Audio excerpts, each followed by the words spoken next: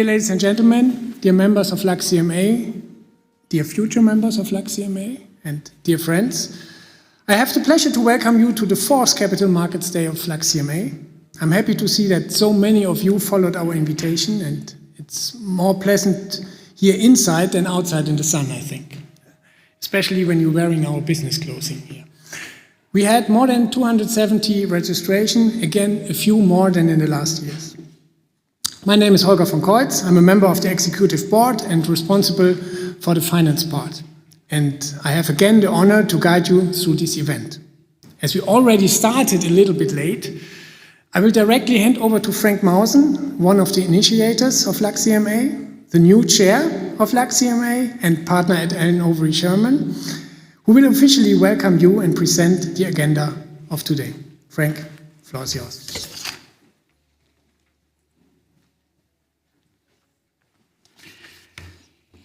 Thank you, Holger. Good afternoon, ladies and gentlemen, and dear friends of LuxCMA.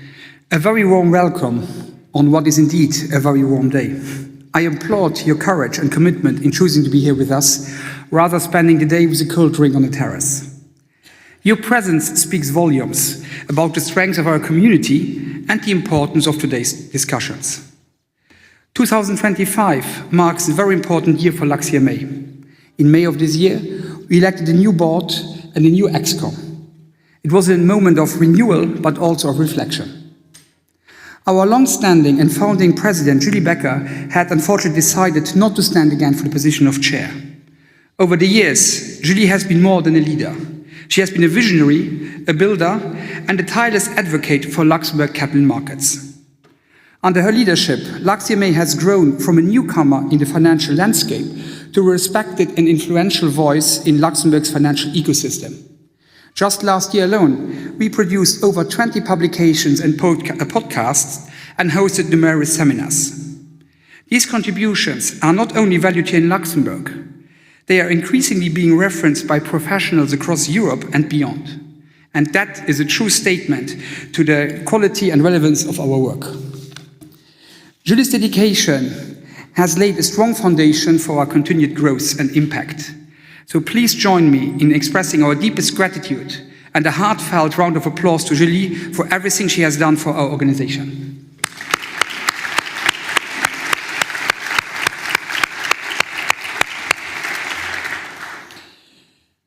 Today, we are navigating through a challenging and uncertain economic climate.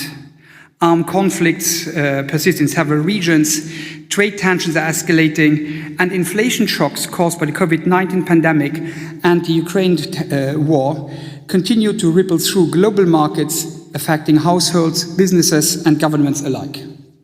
In this environment, high-profile business leaders and policymakers are actively seeking solutions. And increasingly, they are turning to the capital markets to help address these complex challenges. For those of us in the industry, this shift is both welcome and long overdue. For years, capital markets and securitization in particular were unfairly cast as the villains of the 2008 financial crisis. But today, fortunately, the narrative is changing. The value and potential of well-regulated, transparent capital markets are being recognized once again, not just as a source of capital, but as a driver of innovation, resilience, and long-term growth. Prominent figures such as Mario Draghi, Christian Noyer, and Enrico Letta have become vocal advocates for securitization and for simplifying the regulatory landscape. Their support reflects a broader shift in European thinking, a recognition that capital markets are not a luxury, but a necessity for financing the future. The new European Commission is evolving the Capital Markets Union into what is now being called the Savings and Investment Union. This is more than a rebranding, it's a strategic expansion. The SEU aims to better connect household savings with productive investments, enhance retail investor participation, improve financial literacy, and ultimately deliver stronger returns for European citizens and their pensions. We are already seeing first legislative proposals emerge. But while the direction is promising, we must remain very vigilant. Take, for example, the latest proposals and the latest reforms to the securitization regulation. They aim to simplify reporting obligations for private deals on the one hand, But on the other side, they narrow down the definition of what qualifies as a private securitization. In other words, the Commission gives with one hand and takes away with the other hand. As we embrace new European initiatives, we must also ensure that we do not dismantle what is working well. At LuxCMA, we fully support efforts to harmonize supervisory practices across member states. We are not opposed to ESMA playing a role in fostering greater coherence and consistency in regulatory approaches. However, we see no added value, and indeed we see potential risks in creating a single European supervisor. Such a move could undermine the efficiency and competitiveness of Europe's capital markets. Strong, independent national regulators are essential. They are best placed to understand local market dynamics, to supervise domestic players effectively, and to respond swiftly to evolving economic conditions. Centralizing supervision risks creating distance, delay, and a one-size-fits-all approach that might not serve the diverse needs of Europe's financial ecosystem. Let us work toward smarter integration, not centralization for its own sake, and preserve the strengths of our current regulatory framework while building a more unified and resilient European capital market. LuxCMA will continue to be a strong and vocal advocate for the Luxembourg capital market sector. But to do this effectively, we need you, our members. Your contributions, your insights, and your expertise are what make this association meaningful and impactful. LuxCMA can only be as strong as its members. And as we strive to support the capital markets community, and most importantly, our members, we are launching a new initiative. Over the coming months, we will reach out to each of our members to better understand your needs. We want to hear what we are doing well, where we can improve, and what our strategic priorities should be in the years ahead to remain relevant to your business. I want to thank you in advance for taking the time to speak with us and share your perspective. Your voice will shape the future of LuxCMA. And in the spirit of relevance and engagement, we have organized this capital markets event, a space to exchange ideas, foster collaboration, and strengthen our community. You will certainly have noticed that we have broadened the scope of this year's event.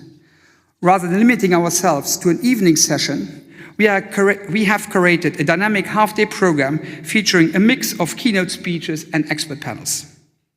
We are honored to begin with a keynote address by Mr. Claude Marx, Director General of the Commission de Surveillance du Secteur Financier.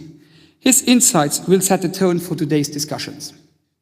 Following that, we'll enjoy a fireside chat between our former chairwoman, Julie, and Mr. Kalin Anev Janse, CFO and member of the management board of the European Stability Mechanism, a conversation that promises to be both thought-provoking and timely. The program continues with 4 expert panels, each tackling a key topic shaping the Luxembourg capital markets. First, we look at the Luxembourg Blockchain Law 4. Then we focus on ATAT and its implication.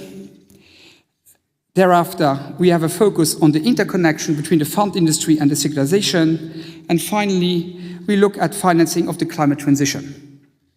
To close the day, we invite you to join us for a networking cocktail at the Hemicycle Bar on ground floor. A chance to connect, exchange ideas, and continue the conversations in a more informal setting. I would like to extend my sincere thanks to our distinguished speakers and panelists.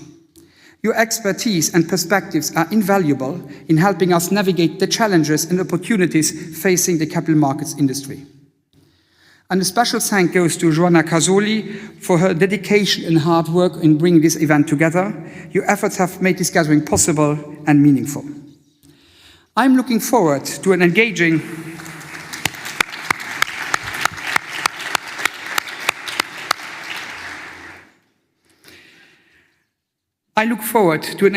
and insightful afternoon together. And now I hand the microphone to Claude Marx, Director General of the CSSF. Claude, the floor is yours.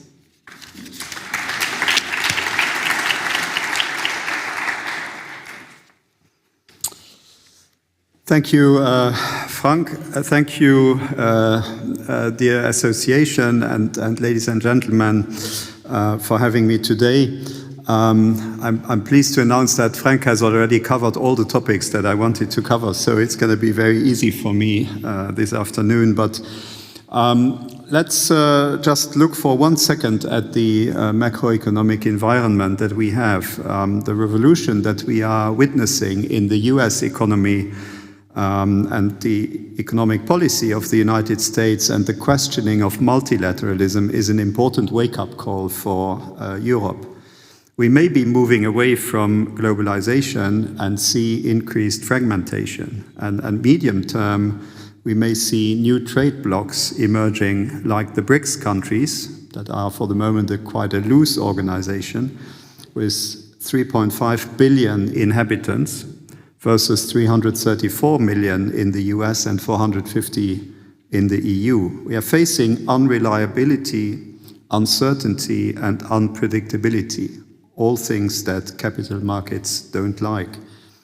So Europe will need to seriously strengthen its defense capacity, which warrants again huge financing, in addition to the need to finance the sustainability transition and also the digital transition.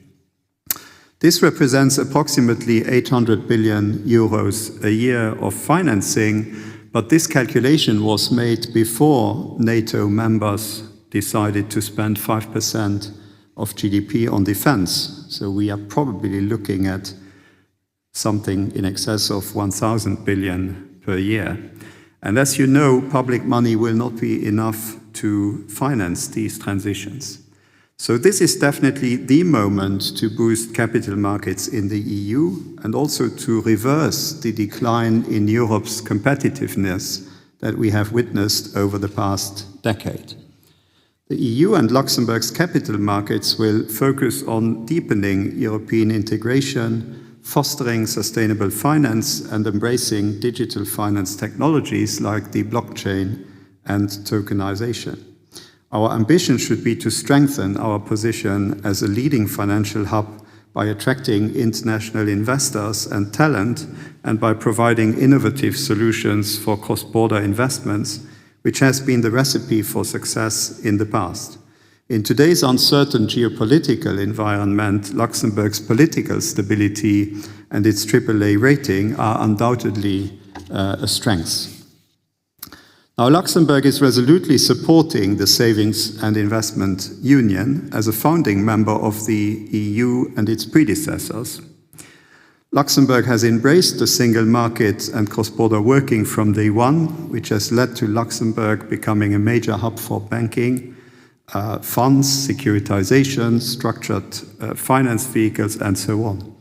Our stock exchange has pioneered capital markets by listing the first euro bond already 62 years ago and listing the first green bond 18 years ago. It has launched the first global exchange platform for sustainable green and social securities. It's a leader in international securities listings. And in post-trading, Luxembourg has developed to a global center for all aspects of collateral management, including clearing, settlement, custody, and asset servicing. As Luxembourg has gained from the single market, it has to gain from a deepening of the European integration. And likewise, the EU can benefit from Luxembourg's experience and from Luxembourg's expertise. This involves enhancing the effectiveness and attractiveness of European markets for business and investors and removing barriers. And Frank has mentioned it. Those were identified in the Letta report, the Noyer report, the Draghi reports, but also other reports, alongside proposals on how to remove those barriers and boost capital markets. And I'm in agreement with almost all those ideas, almost. Some are low-hanging fruits, some are medium-term possibilities, and some are not feasible, or at least not in the foreseeable future. An example would be tax harmonization, social security harmonization, or bankruptcy laws that were identified in these reports. These are indeed serious barriers to a single market and deepening the union, but if we don't know how to fix it, and we can't fix it, which is the case because we talk here about national sovereignty and very touchy subjects, we shouldn't waste time and energy on them. I remind that Onno Ruding, the former Dutch finance minister, had proposed harmonizing corporate taxation in the so-called Ruding Committee in 1992, so that's 33 years ago, and we are nowhere. So we can't wait for another 33 years to improve Europe's competitiveness and capital markets. Let me mention 7 areas of focus, being conscious that there are many more, but those 7, I think we have a link with Luxembourg. The first one, and Frank mentioned it, obviously, it's his #1 topic, securitization. As Enrico Letta put it, revitalizing the securitization market is crucial to channeling long-term savings into productive assets. There will be an EU initiative to revigorate securitization, and at national level, your association and your chair are playing an active role in the modernization of the framework. After a comprehensive overhaul of the 2004 securitization law in 2022, a further update will shortly be proposed to the government aimed at boosting securitization and the attractiveness of such vehicles here in Luxembourg. The CSSF is supporting this initiative. Securitization is important for the CMU and the SIU for many reasons, but it has suffered from complex and fragmented regulation in Europe, besides the trauma that Frank mentioned in the 2008 global financial crisis. The second topic I want to mention is the savings products and occupational pensions. EU citizens save more than US citizens, approximately 1.4 trillion euros in Europe compared to 800 million in the US. The problem is that Europeans keep 1/3 of their savings in cash and deposits, compared to only 10% in the US. If Europeans had the same ratio of deposits to investments and as Americans, up to 8 trillion euros could be redirected to long-term market-based investments. Some EU countries have been successful at directing savings to investments benefiting the real economy, like Sweden with its investeringssparkonto, sorry for my Swedish, ISK, and we should learn from these experiences. I see at least 3 conditions that have to be met for a wide adoption of such savings products. 1, it should be easy and easy to explain, so a simple product. 2, it should be linked to tax advantages with tax declaration of these products and income thereon being simplified. And 3, as the Swedish experience has shown, the product only really took off after an important awareness campaign by the government, by banks and other distributors. We had a mini version of this in Luxembourg with the so-called Loi Rau between 1984 and 2004. At the time you had to invest in the Luxembourg economy only. This would probably be unlawful today under EU rules, but it had worked. Another boost to capital markets would undoubtedly be occupational pensions. They can be mandatory or voluntary, or a mix of both. In Sweden and in the Netherlands, the vast majority of blue and white-collar workers would be covered by occupational pension schemes. Benefits would typically be defined in collective bargain agreements. And in Sweden, occupational pension companies have invested 280 billion euros in capital markets. That's 50% of GDP. This is very topical, by the way, in Luxembourg, where the government is seeking to reform the pension system. This has led to a bit of nervousness, even before details are set out, as some of you may have experienced last Saturday in Luxembourg City. I welcome the so-called Finance Europe initiative launched by 7 EU countries, including Luxembourg, last month. Finance Europe is a label for investment wrapper products, such as accounts, funds, insurance-based investments, meeting certain criteria. The products invest at least 70% in European, that is EU plus EEA, assets. By comparison, Swedish ISKs and UK ISAs do not currently have such a threshold.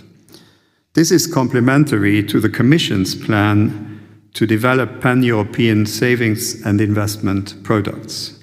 The label would apply to a range of assets, including listed and unlisted equities, LTIFs, UCITS, AIFs, and bonds. Crypto assets are expressly excluded. Tax benefits that will be crucial will have to be defined at national level, and there is a minimum holding period currently foreseen at 5 years. The third aspect I want to highlight is sustainable finance. If you believe scientists like the IPCC and its 6 excellent reports published to date, which I do and I'm sure many of you do, it is urgent to act against climate change. Again, we must mobilize vast amount of private capital if we want to preserve the planet for the next generation. Now, this has to be done in an ambitious time frame, which the Commission set out in 2020. But unfortunately, the EU has been bad at executing the 2020 Green Agenda, having issued in record time vast amount of regulation, difficult to understand both for professionals and investors, sometimes with unclear or conflicting definitions. And this in turn has led to a loss of trust, unless you believe that investors can understand Article 6, Article 8, Article 9, or the discussions around nuclear energy. It's in, it's out. This confusion has also enabled greenwashing and has been exploited by climate skeptics and those who believe that sustainability and return on investment are not compatible. For long-term investments like pension funds, we should remember our fiduciary duty not to invest in assets delivering short-term performance when we can reasonably expect their value to decrease over time due to environmental or other ESG concerns. The Commission has recognized the need to amend some of the regulation. Time will be of the essence here. I would strongly support turning the SFDR from a disclosure regime into a labeling regime. This would make it simpler, especially for retail investors, and remove confusion in the asset management industry. The change must be accompanied by clear communication, also lacking today, of the sustainability strategies, explaining what is transition, what is impact, and what is engagement. Luxembourg could show the way in this with its experience with LuxFlag. LuxFlag actually was created exactly 19 years ago in July 2006. I have mentioned the Luxembourg Stock Exchange that, upon the initiative of its current CEO, Becker, has launched the Luxembourg Green Exchange back in 2016. 2016, that was 4 years before the von der Leyen Commission set out its green agenda, by the way. It has quickly developed into a leading platform for listing ESG bonds. I have also mentioned simple savings products to boost retail investment. There could be an ESG retail investment product, either as a separate product or as an ESG version of the existing initiative and other initiatives to come. Explainability and confidence will be key for this to work. The fourth point, the fourth aspect I want to highlight here is digital finance and innovation. Digital finance technologies such as the blockchain and DLT can improve market efficiency and create new opportunities for asset classes. The Luxembourg Stock Exchange has listed native securities tokens since 2022. And thereby it's showcasing its commitment to DLT. A number of asset managers are looking at tokenizing fund units. With the 4 blockchain laws that we have in Luxembourg, and that could be complemented by other laws if necessary, Luxembourg has a robust regulatory framework and should serve as a pilot in the EU in this area. There are immense opportunities ahead if we get this right. The CSSF stands ready through its innovation hub and specialists in the fund division to accompany asset managers with guidance and workshops. The fifth aspect, and Frank has also briefly touched upon it, is regulation and supervision. Differences in transposing directives into national law have been mentioned in many reports as an issue for markets to function efficiently. This can take various forms, a too lax transposition or too lax application of the rules, which is commonly referred to as regulatory dumping or the race to the bottom, or at the other side of the spectrum, gold plating. All should be eliminated. I welcome the fact that the preferred instrument in European lawmaking is now regulation rather than directives. But this is not enough, and it will take time to replace the current directives by regulation. In the meantime, we should continue to support the excellent work done by the ESAs on regulatory convergence and creating a single rulebook. In case of severe regulatory dumping, we have an instrument which is called breach of union law that can be used to put an end to this practice. And there are other mechanisms to remove regulatory differences, like guidelines, Q&As issued by the ESAs. And there are questions of interpretations, and there will always be, even if we work only with regulation. And for that, we have the legal services of FISMA that can be interrogated to deliver legal opinions. But it is important that when guidance is sought, that it is also received, and this, unfortunately, is not always the case today. Finally, we have decided on sensitive or new topics like Brexit, or more recently, crypto asset service providers to peer review files at ESMA level, which is another tool to avoid regulatory arbitrage and ensure a level playing field in the EU. Luxembourg and the CSSF will continue to support all these initiatives aimed at removing regulatory inefficiencies. Luxembourg has nothing to gain from arbitrage. To the contrary, it is only by upholding high standards that we can preserve our important finance center. It is not quantity, but quality that matters when it comes to attracting new business to the country. Both the Letta and Draghi reports call for a more centralized supervisory architecture. This is the elephant in the room. Whilst the ESMA chair has called for central supervision of market infrastructure like CCPs, CSDs, trading venues, as well as crypto asset service providers, the ECB chair has called for a European SEC, or alternatively a two-tier approach like the single supervisory mechanism at the European Central Bank. Another alternative would be so-called 28th regimes that would coexist alongside national regimes, and firms could opt to use this regime. This idea, by the way, has also been promoted by Letta and Draghi, although with different scopes. The Commission has voiced a more nuanced approach. The Commission is agnostic about the means of eliminating friction due to supervision as long as it is indeed eliminated. And I would agree with this approach and would advocate we use the tools I mentioned earlier to the full extent with regards to regulatory friction and closely cooperate amongst supervisors, for instance through colleges of regulators for larger firms operating in several jurisdictions. In my view, we should also tackle different reporting formats that exist today, and this can be done through working groups at the level of the ESAs and where necessary adjustments to national laws. The SSM was created with a specific goal, reducing the risk of financial crisis triggered by large banking groups.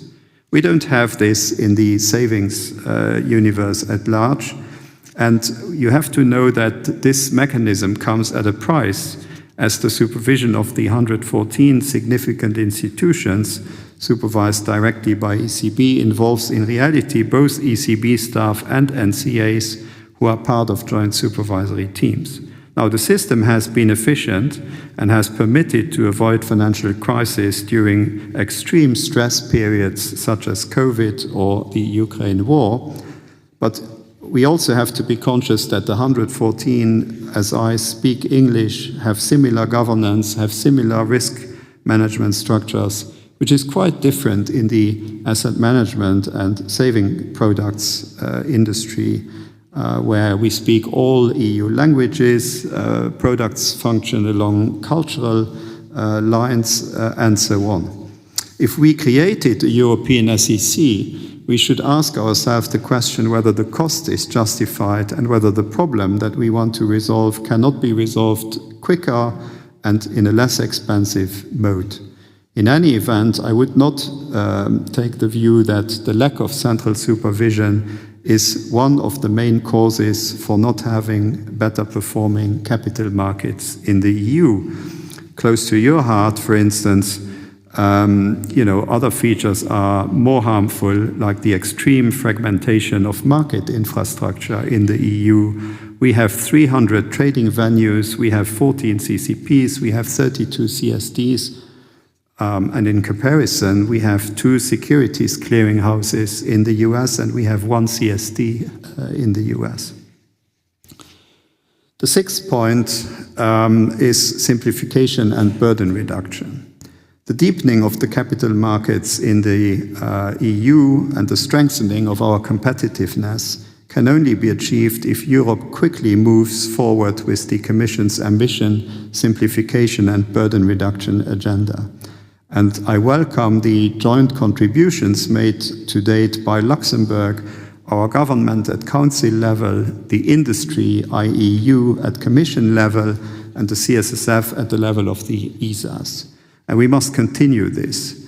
It is important that we reduce the number of level 1 and level 2 instruments, but this also implies that we trust each other more in Europe so that we can rely on principle-based regulation rather than detailed rule-based regulation. Competitiveness with third countries should systematically be assessed.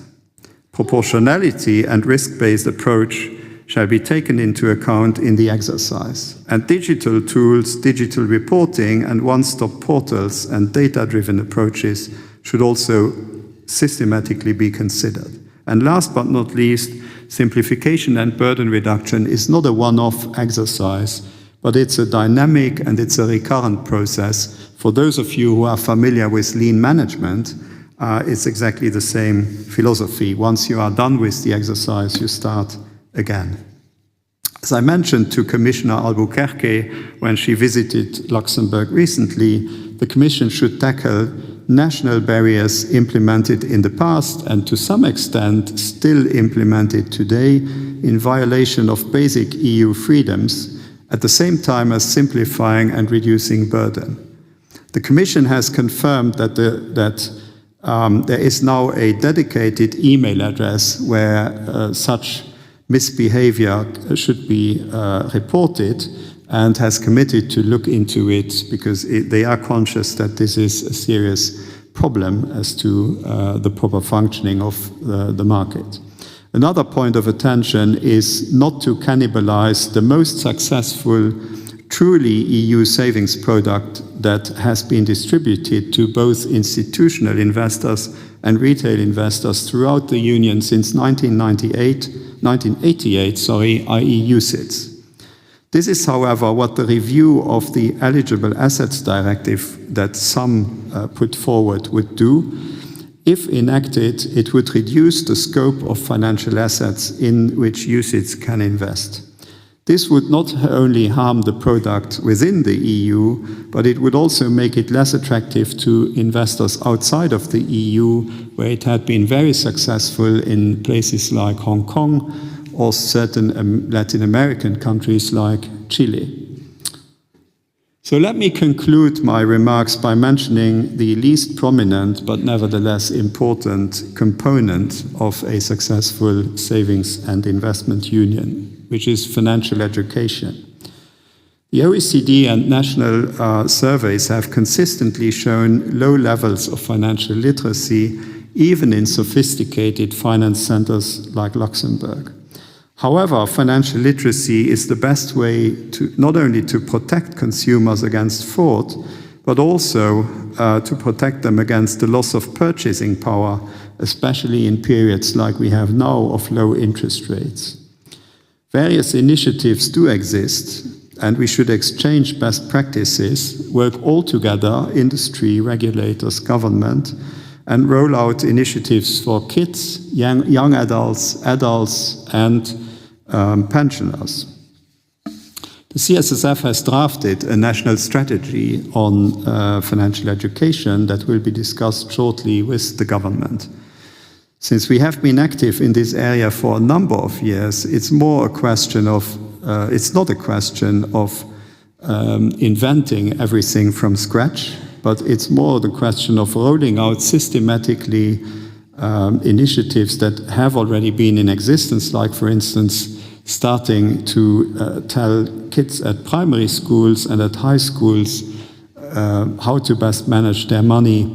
And by doing that, we will be sure that they will think about something else than deposits that carry no interest or very low interest. And without basic education, it will be really difficult to incentivize retail clients to invest directly or indirectly in the real economy. I think I have reached the 20 minutes that Frank has given me very graciously, and I thank you very much for your attention, and I wish you a very fruitful conference this afternoon. Thank you.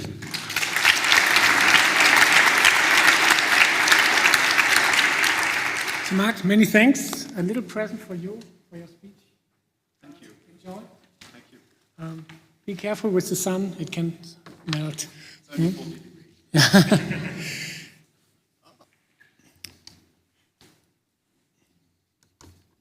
Now I have the pleasure to welcome Kalin, Anev, Janse, and Julie Becker for a brief fireside chat. Fireside chat? Is it not too hot today? I think with the temperatures outside it's too hot. Not a fireside chat. Let us change the name. Say poolside chat. It's much better. Okay, I didn't have the approval from the board for this, but I did it. So. Kalin is the Chief Financial Officer and member of the Management Board of the ESM and the EFSF. He's in charge of the Funding and Investor Relations divisions responsible for 300 billion outstanding debt, and the Investment and Treasury division investing 80 billion of ESM capital. Kalin previously worked at European Investment Bank in Luxembourg, at McKinsey in the Netherlands, and at JP Morgan in London. And he studied business administration in Rotterdam, Pennsylvania, and Amsterdam. Today, they will talk about some important topics like why European capital markets are outperforming the US, or the euro's growing global role, and of course also some ESM, a sustainable investment strategy. I abstain from an introduction to Julie. I think Frank mentioned already a lot of words. Again, thank you from me for the last 6 years in LuxCMA. And yeah, welcome on stage, you both, for the poolside chat.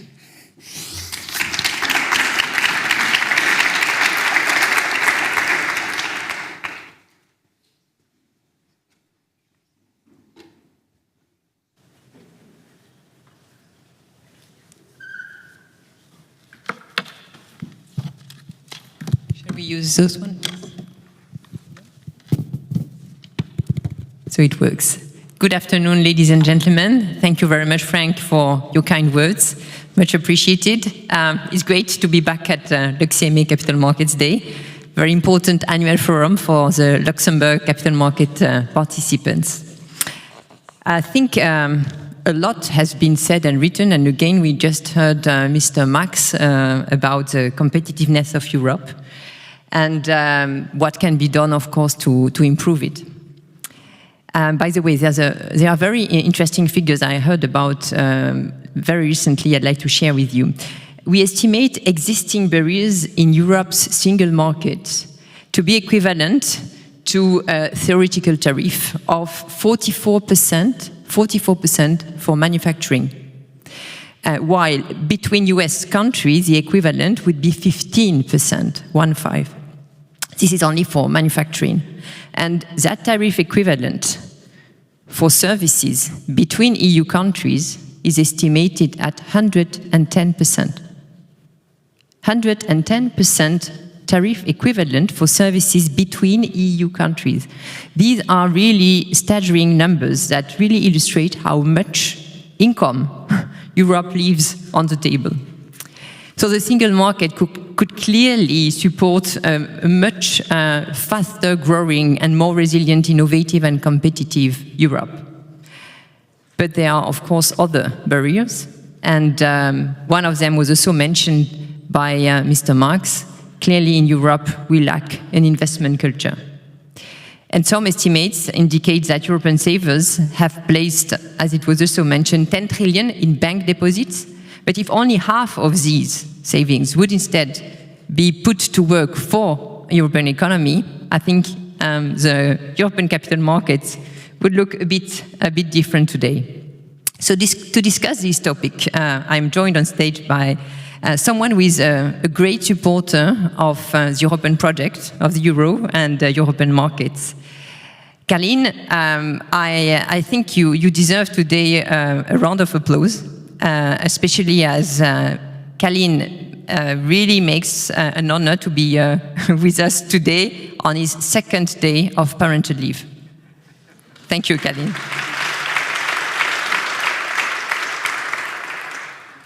So we have invited him to share the European perspectives and his thoughts on recent market developments, which may, by the way, suggest a new area for Europe.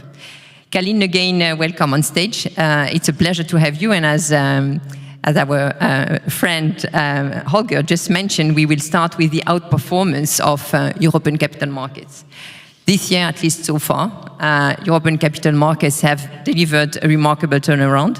European small and mid caps have surged plus 10%, plus 11, well, almost 11%, plus 10.7%, while in the US we are observing US companies down by 2.4%.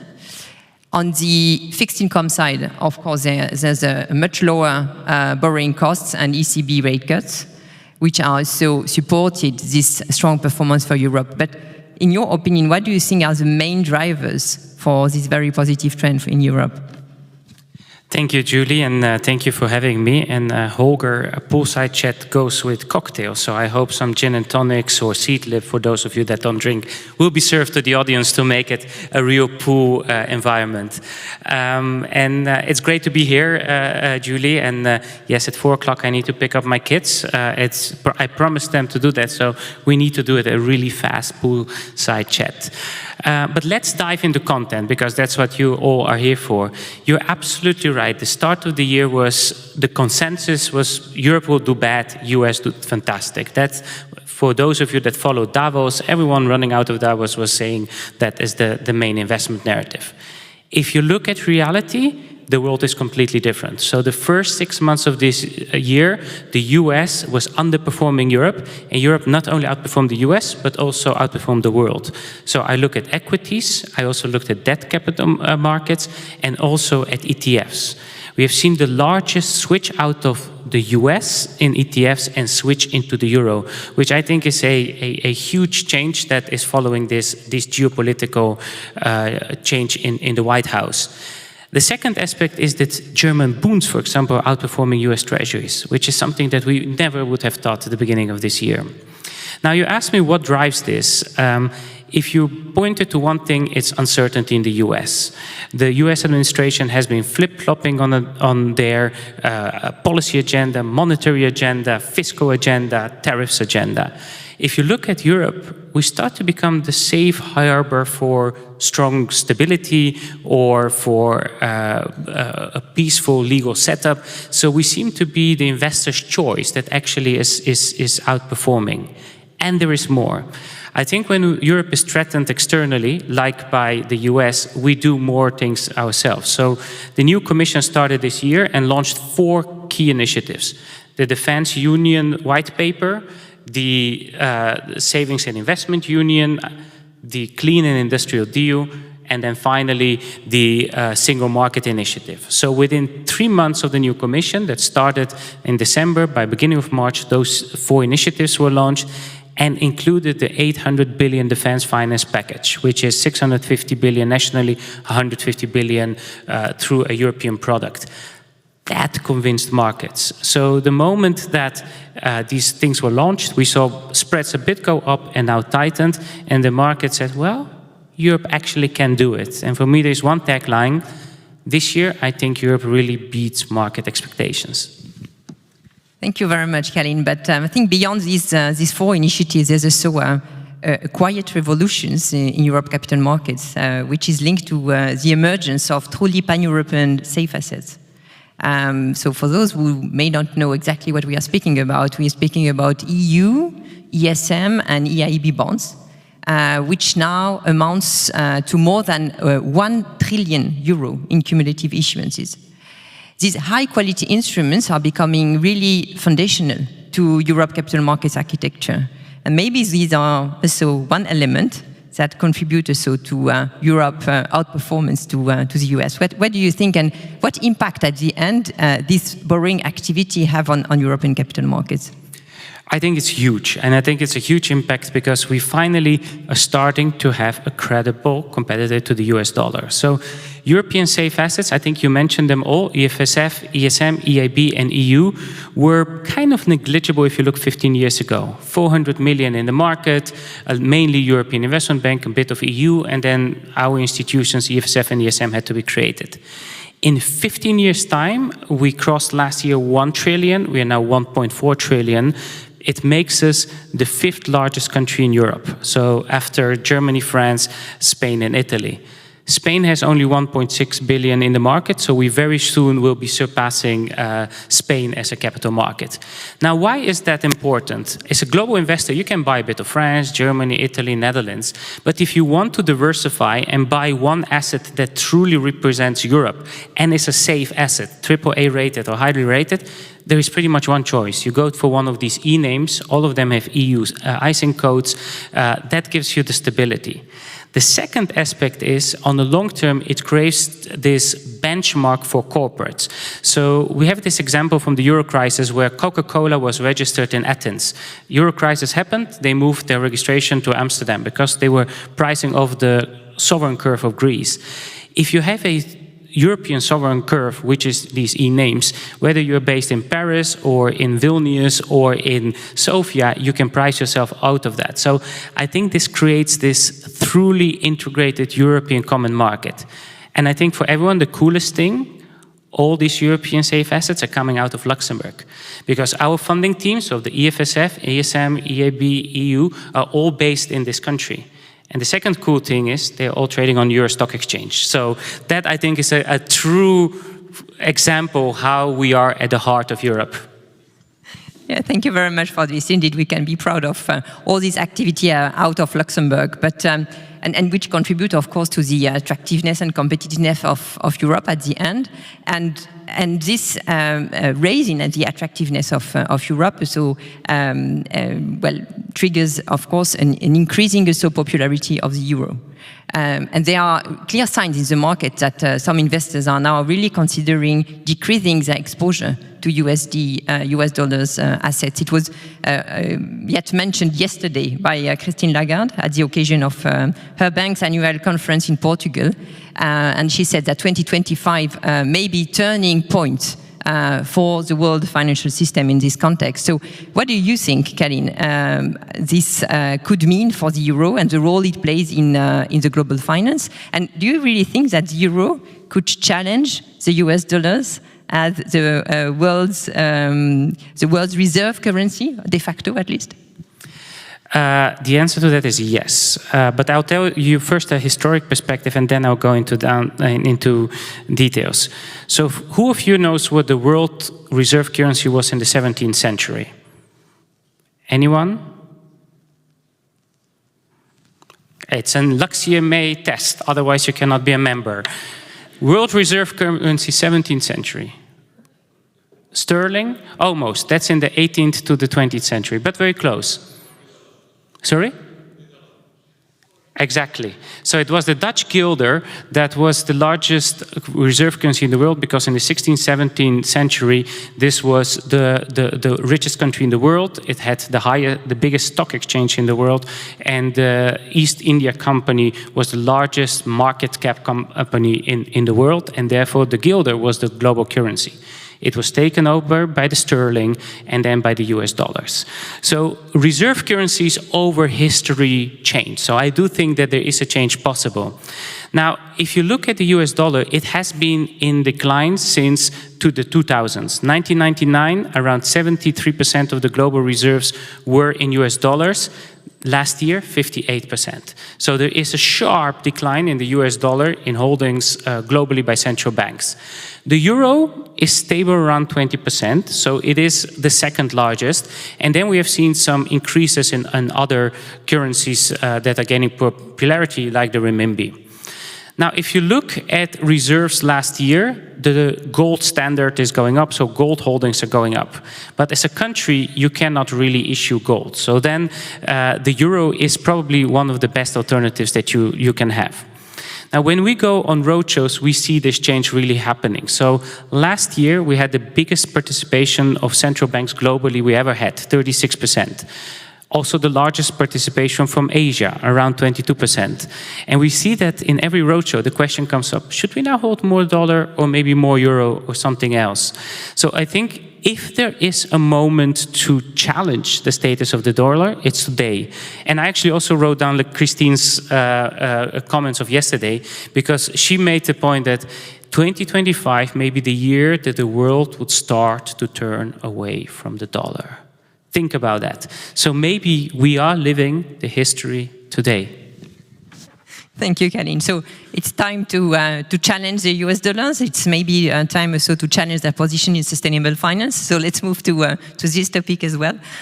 While, of course, the ESM has not been able to issue sustainable bond itself, there's a growing interest and growing commitment as an investor. So this time not as a borrower, but as an investor in ESG labeled bonds. And you've announced recently that ESM's investment in ESG labeled bonds had increased from 5.2 billion euro in 2023 to 7.4 billion euro in 2024. So it's a huge 2.2 billion euro increase in one single year.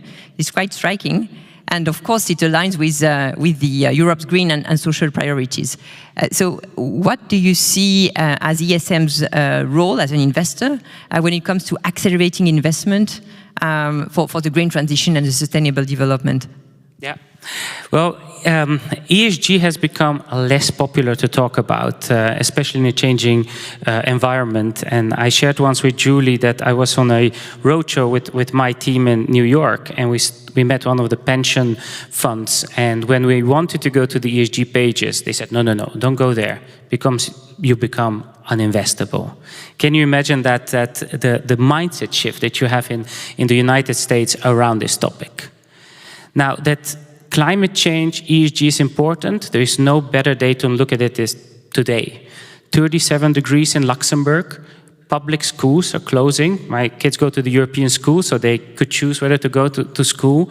So if we see, and we don't have air conditionings in most of the buildings, because we are building buildings the way they were used to be 20 years ago, to keep heat inside, not to let it go out, which means a completely mindset.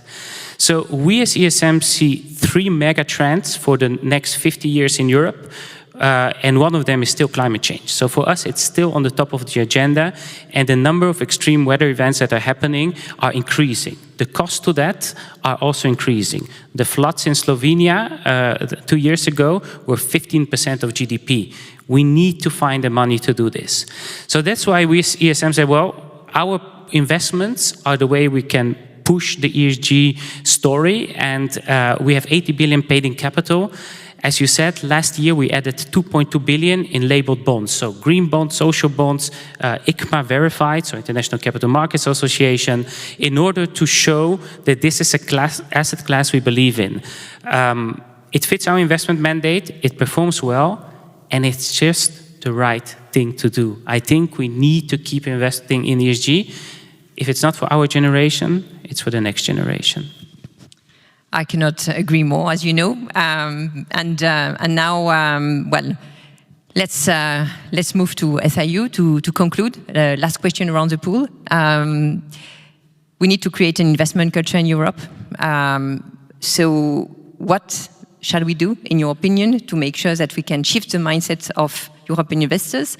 You shared with me recently that Kristalina Georgieva, the IMF chief, visited the ESM recently and reportedly said that shame on us if we don't act now. There's a clear momentum, indeed, to act around SIU and make sure that we manage the competitiveness of Europe, the attractiveness, so based on everything that has been shared so far, from the outperformance of our capital markets to the attractivity of the euro, to the momentum around sustainable finance. So what really lacks today in Europe is this investment mindset. Claude Marx also ended his speech with the need for financial education, which is of course closely linked to the European mindset. So in your view, Kalin, what's the best way to encourage and incentivize European savers to invest clearly, concretely in the European real economy? Yes, thanks, Julie. I think Claude indeed mentioned the big numbers. We sit on 10 trillion of savings in our account. So if we say we cannot invest in our economy, what else can we do than using these 10 trillion? If we would be Americans, 8 trillion can go into the market. Exactly the same numbers that were mentioned by Claude. Now, the question is also to you, how many of you are investing? Very good. How many of you invest in European safe assets? EIB bonds, EU bonds, EFSF bonds, ESM bonds. If you would be Americans, you would all hold US Treasury bonds or bills, which shows me that I see 0 hands that come up. You can use your BCEE app and actually find the EU bonds, EFSF bonds, ESM bonds and buy them. But that is for me one of the most striking examples that people might take the easiest way to invest, which is some sort of mutual fund that the bank offers them. But very few really go into depth like you do in the US. So for me, the nice thing about the Savings and Investment Union renaming and rebranding is it touches more the citizens. So you save money, you need to invest the money. You move it from your bank accounts into the private sector. So the retail side, I think, is quite powerful of Savings and Investment Union. But for me, as a CFO of a large institution, is the wholesale part that really matters. And I was part 5 years ago, and you know that, Julie, of the Capital Markets Union high-level group, where with different CFOs, CEOs, we looked what we want to change. And out of that, there were 130 recommendations. How easy is it to implement 130? Almost impossible. So we drilled it down to 5 game changers. So the first one is supervision. You need to think about how to create more European supervision. The second, securitization. If you look at Europe versus the US, Europe and US securitization market 2008 was around 80-90% from each other, so Europe was not that far away. Today it's only 7%. In the US, securitization grew. In Europe, it completely disappeared. Then, safe assets. You need a European curve to price off your financial assets. The fourth one is a channel for SMEs, from venture capital to IPOs, that we have more bell-ringing ceremonies like you have at the stock exchange, but then across Europe at the Euronext, Nasdaq, and other places. And finally, to have more strategic finance. A few years ago, this was ESG. Now it's maybe more defense finance. I don't care, but as long as we focus the money on the right things that really focus our economy. So, and what you referred to our meeting with Kristalina Georgieva. She said, if you look at the geopolitics now today, we have from the west, we are attacked, we are challenged from the north, from the south, from the east. If there is one moment that this needs to move, has to move now. If we don't move it now, shame on us.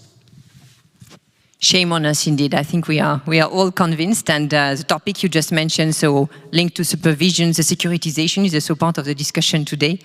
Channel for SMEs, of course, is also a topic of interest, especially for the stock exchange, and of course part of the SIU, and more strategic finance. Lots of debate also around defense. Maybe let me add also that we also need to work with new technologies and also embrace digital finance, and I think that's also something that will be discussed during the program this afternoon. Thank you very much for having been with us today. Kalin, thank you for sharing your insights and European perspective on the SIU and the European attractiveness. Thank you very much. Thank you very much, Julie. And if I can say one thing, it is fantastic to actually see so many capital markets enthusiasts here. And I think that's one thing that Luxembourg really needs to grow, is people like you and to be part of that. And if you're passionate about this topic, the 1st and 2nd of October this year, we have a flagship event, which is also co-sponsored by the Luxembourg Stock Exchange, organized by EFSF, ESM, EU, and EIB.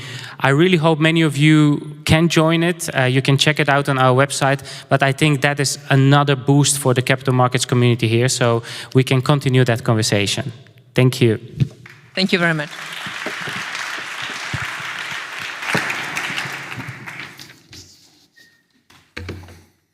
Thank you very much. Also, a little present. That's a cocktail. Yeah, that's a cocktail. Share it with the kids when you pick them up now. Thank you. Now we're coming with a little bit of delay to our first panel, Blockchain Law 4.0, Enabling Market Infrastructure for the Future. This panel will provide a comprehensive overview of the current state and future direction of the blockchain laws, with a particular focus on the recently introduced Blockchain Law 4. The discussion will cover a wide range of topics, including legal and operational challenges addressed by the new law, structuring and issuance of tokenized funds, register keeping, collateralization, etc., and many more. Each topic will be explored by the leading industry experts, which taking place behind me now, and they will provide some insights and perspective across the financial and legal sectors. It's my pleasure to introduce Philipp Nöldner, counsel at LNOVE Sherman, who will moderate the panel. Philipp, many of you know him, brings wealth of experience in blockchain and capital market infrastructure, and he will set the stage by introducing the speakers and providing the context where the industry stands today. Philipp? Yeah. Thanks so much. I think we've heard really a fantastic poolside chat, and truly, well, it was really about the funding, and now what we're going to discuss is really about, let's say, the post-trade. So why Luxembourg, and why is Luxembourg so key here, is because we're actually, well, one of the 2 post-trade homes of the world. So with Luxembourg and Belgium for Euroclear and Luxembourg for Clearstream.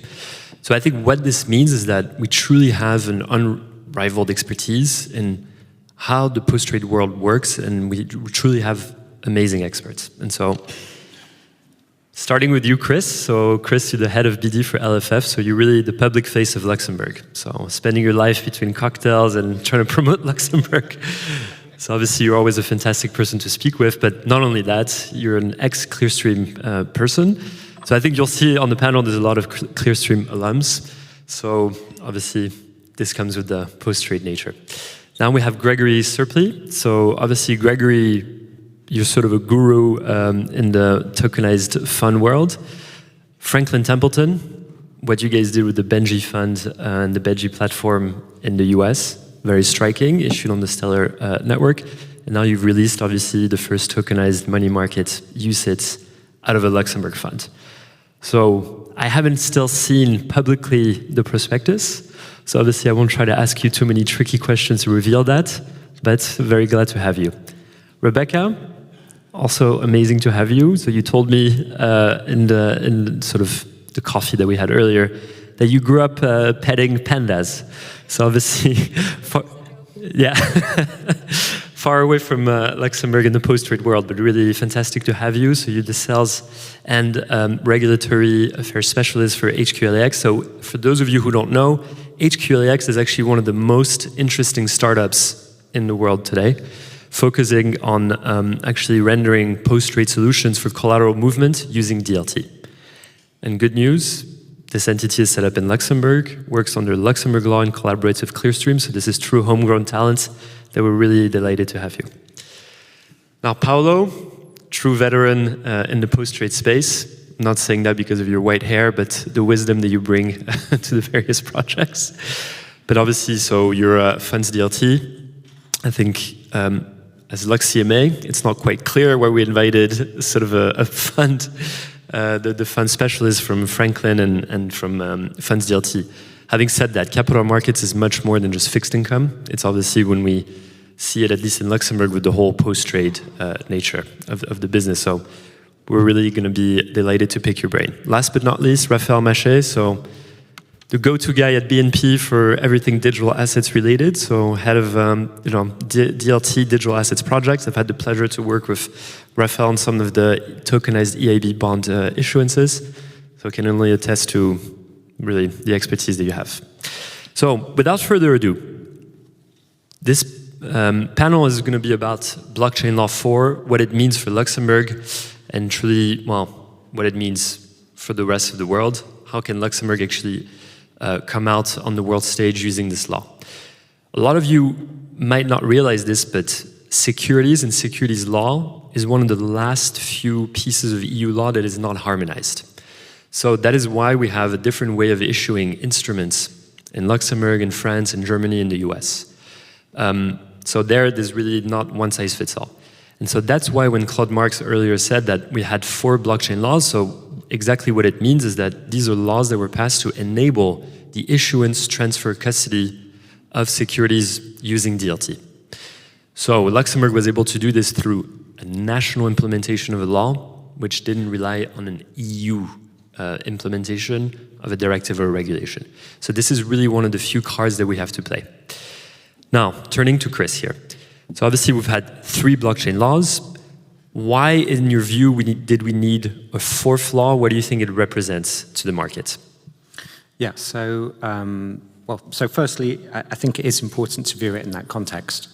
It's a complementary regime alongside blockchain laws 1, 2, and 3, which already, as Philippe is alluding to, provide for the issuance, transfer, and use of collateral of securities using DLT platforms. The point about blockchain law 4 is really to provide a complementary regime, which, again, speaking in legal terms in front of a lawyer is always dangerous, but I think the point of it is really to create an additional option for issuers looking forward to essentially separate the primary issuance and the custody function. And that's all it is. It's an additional option for a broadening of asset classes to provide optionality to people.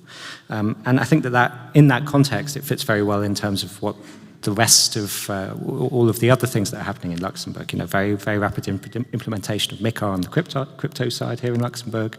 And then also, I think it's very clear that there's strong government interest in also supporting developments in this field with the very recent announcement of the 50 million digital treasury certificates issuance.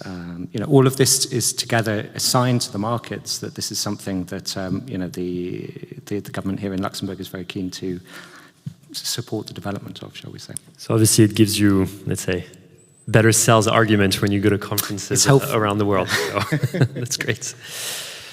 So really now when we talk about a DLT project, so obviously fixed income, setting up an investment fund using sort of tokenization in terms of how to issue, transfer, and custody. Now I'm turning to you, Raphaël. And so when your colleagues actually approach you and say, hey, we have a great idea, we want to do a tokenized fund, or we want to help underwrite an EIB bond that's issued in tokenized format. So what are the key factors that actually you consider? And it'd be good for you to share with the audience here, sort of how you would go about structuring such an issuance. Well, obviously, every time you launch a project, so you need to define your scope, your client, what you want to tokenize, etc. I'm not going to go in that aspect because I mean that's anyone's strategy. But then you need to know process and legal consideration. By process, we mean how are you going to deal with it in terms of technical architecture. And that's where the first tricky piece begins. What I mean is that because you are getting now more and more mature about what are digital assets and the DLT platform, they are more concerned about how you use it and what is the platform that you are going to use. Banks are developing sometimes their own platform. Banks sometimes are using platforms from counterparties. And every time that you need to use a platform from a counterparty, you know, there's this kind of acceptance committees that are prior to the launching, and you need to just ensure that both all your internal function, audit, compliance, control, just are comfortable with what you're going to set up. And I can confirm that as we had some experience 2 years ago already with EIB when we used a platform from HSBC, so we were co-lead in the issuance. I mean, just using the DLT platform from HSBC when we are running from BNP Paribas, I wouldn't say it was quite easy, but I mean, yeah, we could do it, and the major aspect were much more on the legal aspect, making sure that we have some contractual arrangements that are clean, extra. I can tell you that 2 years after, while we launched another project this year with the Ministry of Finance, also issuing a bond, tokenized bond, the most tricky piece was more on IT security. Because as people are getting more mature, we know more about what is at stake. People are more also conscious about the risk of image when you fail in a project. So that's where you go deep in what is the technology used behind, how can you get the result of the audit, threat rate penetration, etc. I'm not saying that all the DORA consideration needs to be also seen. So I would say, so to conclude on that area, I would say now the major pieces is much more on the getting some guarantee about the technical platforms that you're going to use, especially when it is not your own platform, but a platform from an external counterparty.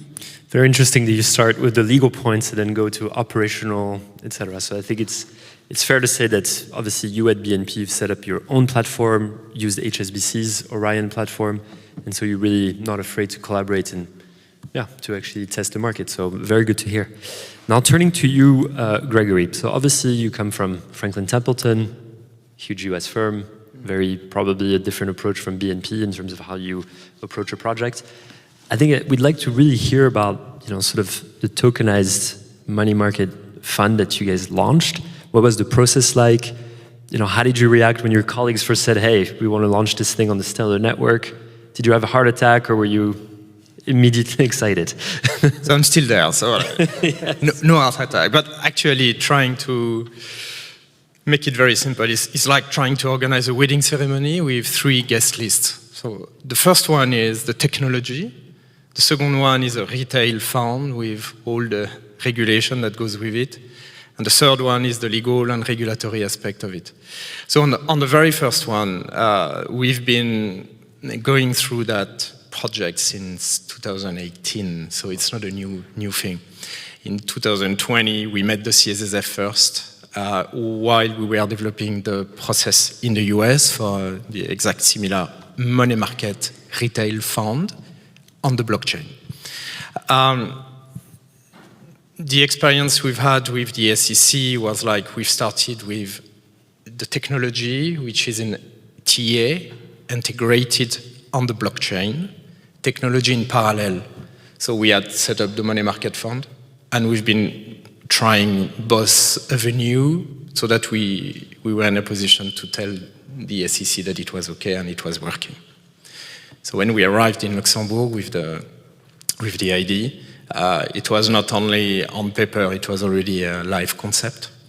That helped very much. So what we have in Luxembourg, it's a UCITS fund, so very well known, retail, money market fund, very liquid, very secure for investors. The prospectus is kind of a very basic UCITS one, except all the operational elements that are described there. So that's the first pillar. The second one for the wedding ceremony, it's the Benji technology. So it's called Benji, it's Ben Franklin, and it has been developed in-house. And this is a TA system actually. So instead of using a normal TA, we are using that technology that directly tokenize the shares of the fund and send them on the blockchain. That's kind of a revolutionary thing. So to the point where when I was approached in 2018 and people were talking about tokenizing something, I was like, is that a game or things that you get on an arcade, points? Actually, it took me some time, and when you very elogiously introduced me as a guru, I'm still learning a lot these days, so I must be humble. I'm surprised almost every day, in particular because we had to reapply for a TA license. Ironically, Franklin Templeton decided 4 years ago just to get rid of TA. This is not our core business, so we will ask a service provider to do it. And then when they came up with this idea of finding a nest in Europe for Benji, we were like, but who is doing the TA? You, of course. I said, oh my God. And then we had to reapply with the brand new questionnaires and everything. It was a very welcome exercise, by the way. Because anyway, I think we would have to go to the CSSF to upscale our technology. So there we started from scratch again. We went to the CSSF. The third pillar is the regulatory framework.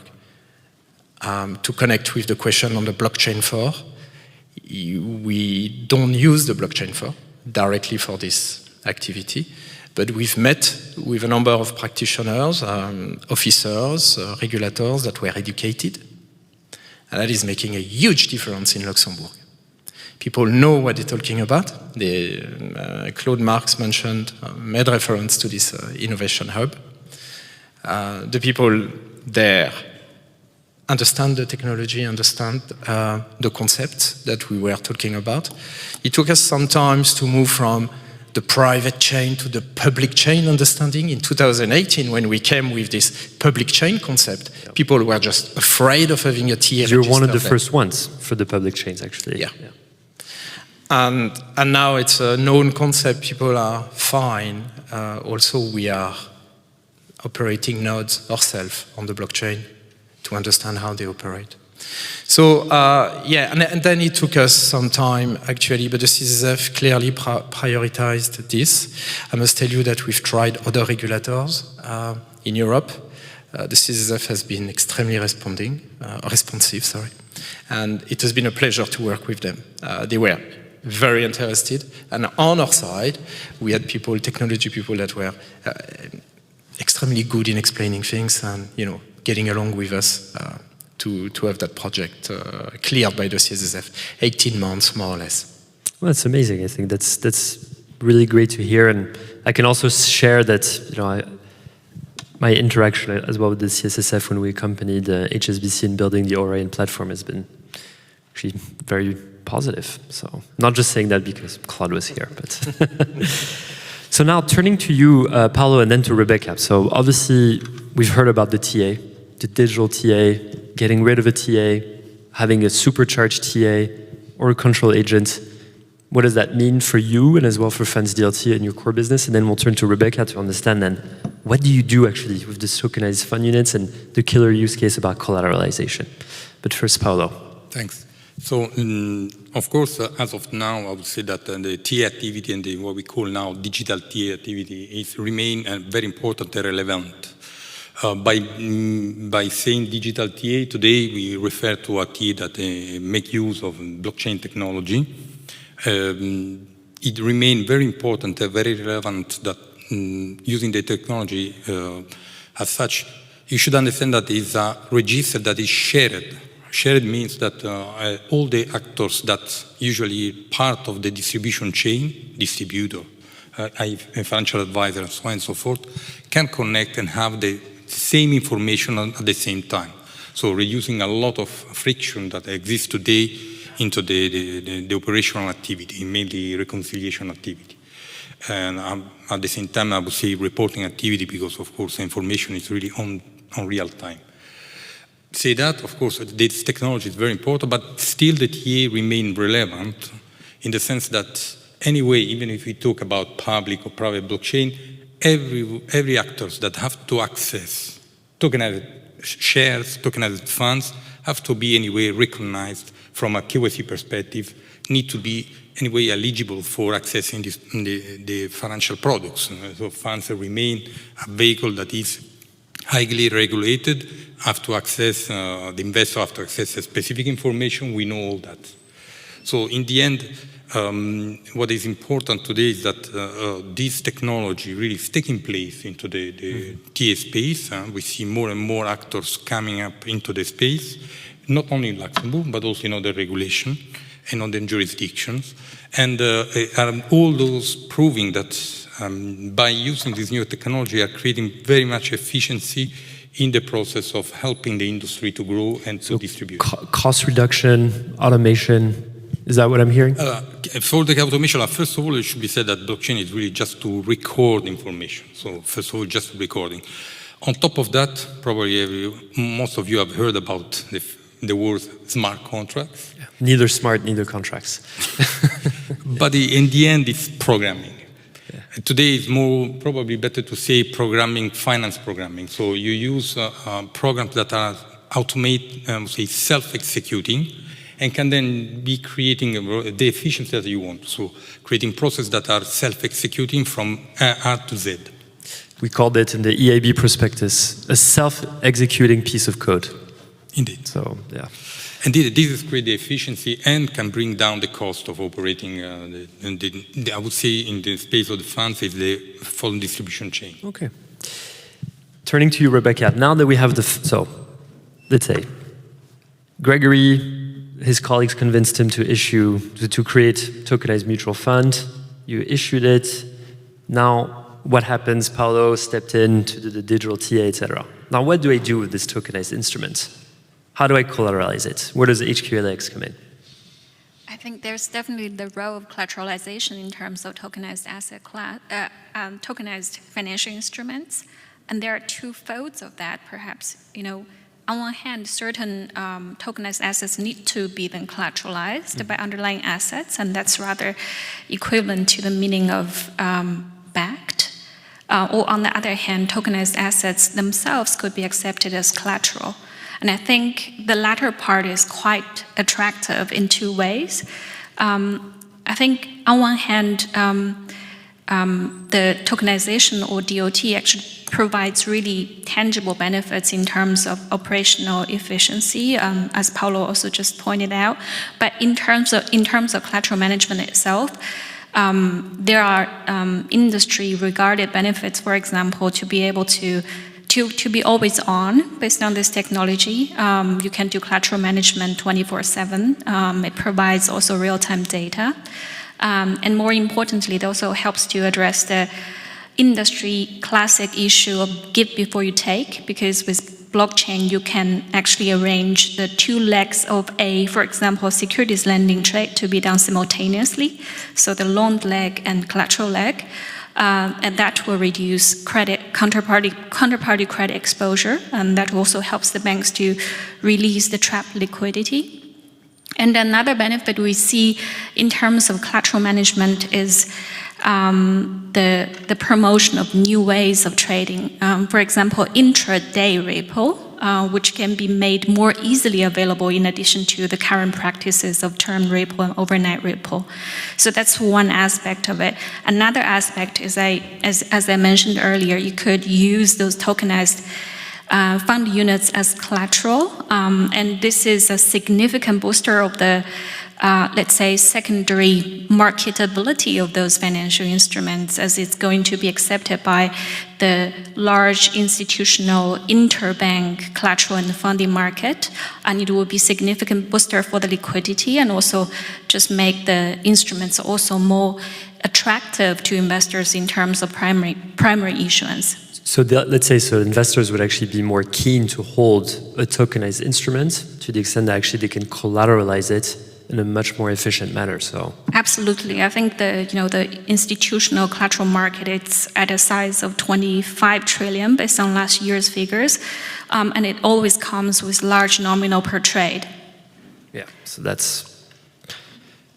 if that's not an argument to tokenize your instruments, I don't know what is. But now looking at Gregory and Paolo as well, I mean, we discussed about now. We're touching a bit on the whys of tokenization, but as well, in terms of distribution, does that actually help to distribute the products, or is that even making it harder to distribute these products?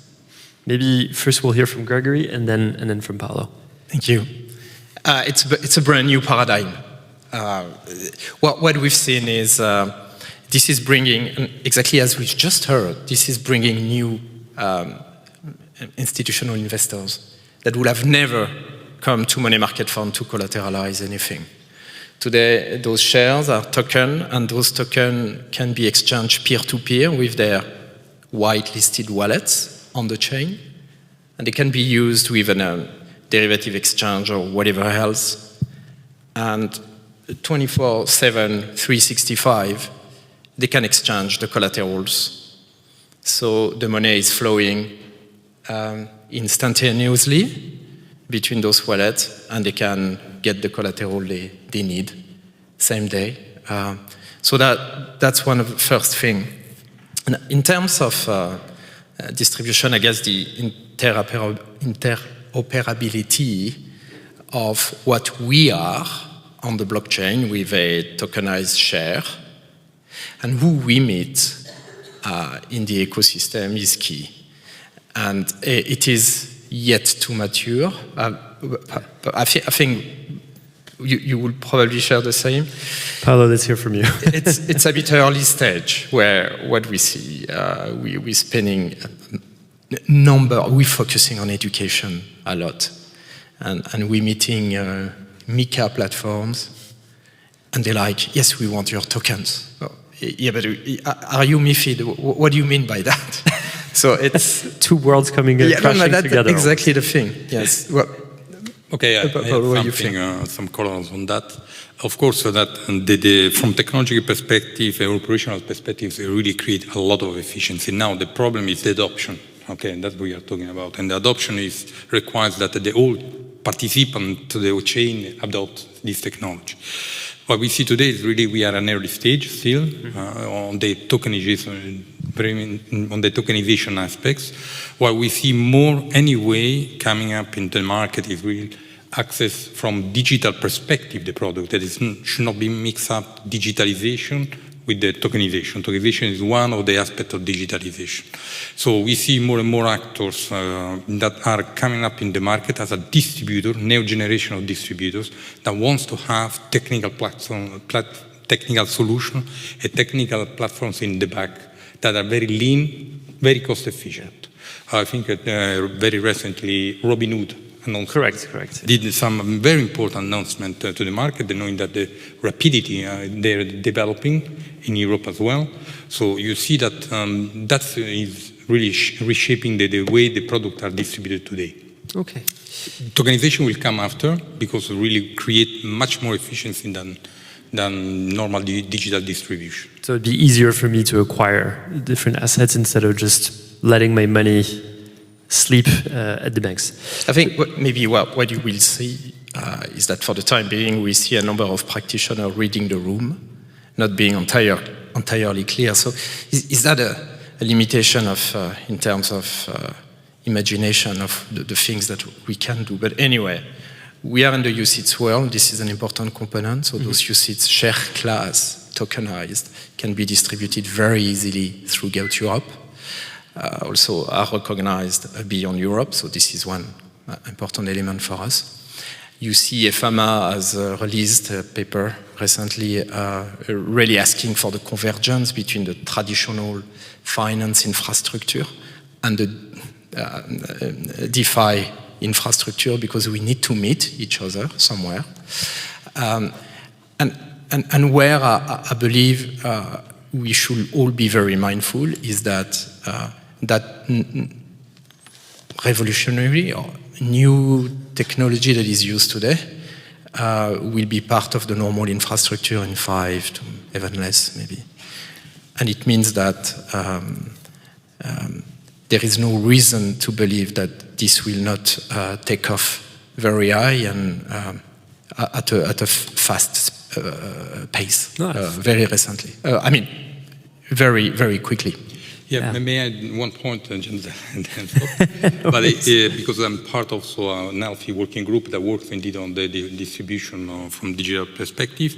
we are looking very closely what is happening at the distribution side. And so we see more and more banks, in different countries really be prepared to have digital assets into their operating model. So this will create the foundation and what we call probably the infrastructures in order to really accelerate the issuance and the utilization of tokenized products, tokenized funds. Because I think ultimately the future will be whether or not end consumers will be able to access capital market products in a much cheaper fashion. So I think and fractionalize and just putting €5 to test in an easier fashion. But if I'm looking at you, Raphael, so let's say you're in BNP, you're in a huge group, where does Luxembourg fit in? Is there a feeling that we can attract as well very interesting projects to Luxembourg as opposed to France, Germany, Belgium? It's how do you pitch for your home country here? In fact, I don't pitch much. I would say, okay, BNP Paribas, so the headquarters is in Paris, so we've got already significant infrastructure in Paris, but significant clients are based in Luxembourg. So when we developed, I wouldn't say we developed services yet, but when we do experimentation with clients because we want to see how it works, and also we get a better understanding about what the technology can bring and how it can be more efficient, maybe in distribution, maybe in also on the issuance of bonds. Let's say half of the projects are based in Luxembourg. So this project on both bond issuance and project on the fund distribution as well, tokenization of money market fund, tokenization of some specialized fund 2 years ago already. So yeah, it's been already 3 years that we already touch the subject and very, very closely. So the strategy of the government is working then? So the strategy of the government is working. So the key question when you launch a project is, yes, but if we do it in Luxembourg on a legal aspect, are you comfortable? And the answer is yes. No, but you have any doubt? No. So yeah, clearly that's an easy piece to say, okay, yes, we are ready for it. So, and I think the law, you may want to develop about blockchain 1, 2, 3, and then 4. I mean, the government has brought step-by-step bricks, and they are just convergent. And yeah, I mean, it's quite. In the legal perspective, yes, there's no point for us to raise. Perfect. Well, look, I think we're running out of time for the panel. So what I'd like to have is really a simple 30-second closing thought from each of you, where you're going to tell me, A, do you believe that in 5 years you're going to have your own wallet, maybe your own node, and then are you going to buy a Benji product? Or anything else that you come up with? Chris, let's hear it from you. So as I say, I think that I would just re-echo Gregory and Paolo's points that we're still in very early days here. And there are still some real challenges to kind of address in this field, particularly around the fragmentation of the infrastructure between different players, the lack of an easy transferability protocol between the various separate infrastructures, and then obviously the elephant in the room, which nobody's brought up yet, so I will, which is cash, right? I mean, cash, not just euro, but US dollars in particular. So I think those are some of the issues to look at. That being said, I mean, if you look back in time, I mean, I think that when Becker came in, I think Solana was like 2 years old or something like that, and now it's one of the third largest platforms for tokenization of products in terms of blockchain networks. So things move really fast. So I'm fairly confident that within 5 years' time, a significant proportion of these assets, they will have solved some of these problems. That won't mean, and one last final point, the other point to bear in mind in terms of interoperability is that the TRAFI assets aren't going to all be on the blockchain in 5 years either. So the interoperability is really the key challenge to address for this to really work, I think. And I'll stop there. Gregory, final thoughts? So yeah, the quick answer is yes, not only to buy Franklin Benji fund, but as well a number of cranky assets which today are very paper-based, whatever, that will be dematerialized, that I will be in a position to take a portion of, get exposed to with no friction. So the answer is definitely yes. Music to my ears. Rebecca? I think I'll get Benji. I'll try to explain that in 30 seconds. I think you mentioned that as a crash of TradFi and DeFi world, Philip, and I would actually rephrase that as convergence of the two worlds. So there will be need for more efficient capital use and also infrastructure interoperability to make that unified access happen. And there will be a wave of new product innovation. For example, you can collateralize a crypto derivative exposure with traditional assets, and there will be a lot of institutions sitting on a load of stablecoin. While that is not interest-bearing, tokenized money market fund is. So, as opposed to a stablecoin. Yeah. Exactly. So I would bet Benji. Okay, that's good. Paolo, what do you think? I discovered recently that my son, that is not so old, that is having in the end a wallet by using Revolut. Okay. So the truth that this is really coming in the market very quickly, as I said before. So for me, really there is this trend that is accelerating very much at the moment. And I see a very positive element. Probably we are not touched this very much on the blockchain law for funds, but for above all alternative products that need to be really tokenized in order to be much more accessible for mid type of clients. This will be a big opportunity in the market, and we will see an acceleration in that respect. So it's in going the to US, accompany capital market revolution. I concur with you. I think the maturity of the market is really growing, even the maturity in each financial companies. So to me, the key traction will come from the business case, and as Rebecca said, and yes, collateralization can be clearly a good way and a good way to reduce risk. And as such, that's the way that will push the market to move to more use of tokenized asset in a sense. So I would say yes, that's clearly going to grow. Obviously, there will be for quite a time some traditional asset versus tokenized assets. That's clearly for the trend. But the interoperability now becomes a key trigger because you will have to use it. And when your client wants something now, they just don't want to wait for 1 or 2 years for you to be ready. But I mean, it's a question of weeks or months. So yeah. Well, amazing. I think we've heard some very positive and encouraging news for Luxembourg. And so obviously there, we really welcome the fact that the government has been pushing to upgrade its legislative system in order to have a card to play in the future of the capital markets ecosystem. Having said that, thank you all for having joined and having shared your thoughts. It's really much appreciated. So a big round of applause for the panelists, please.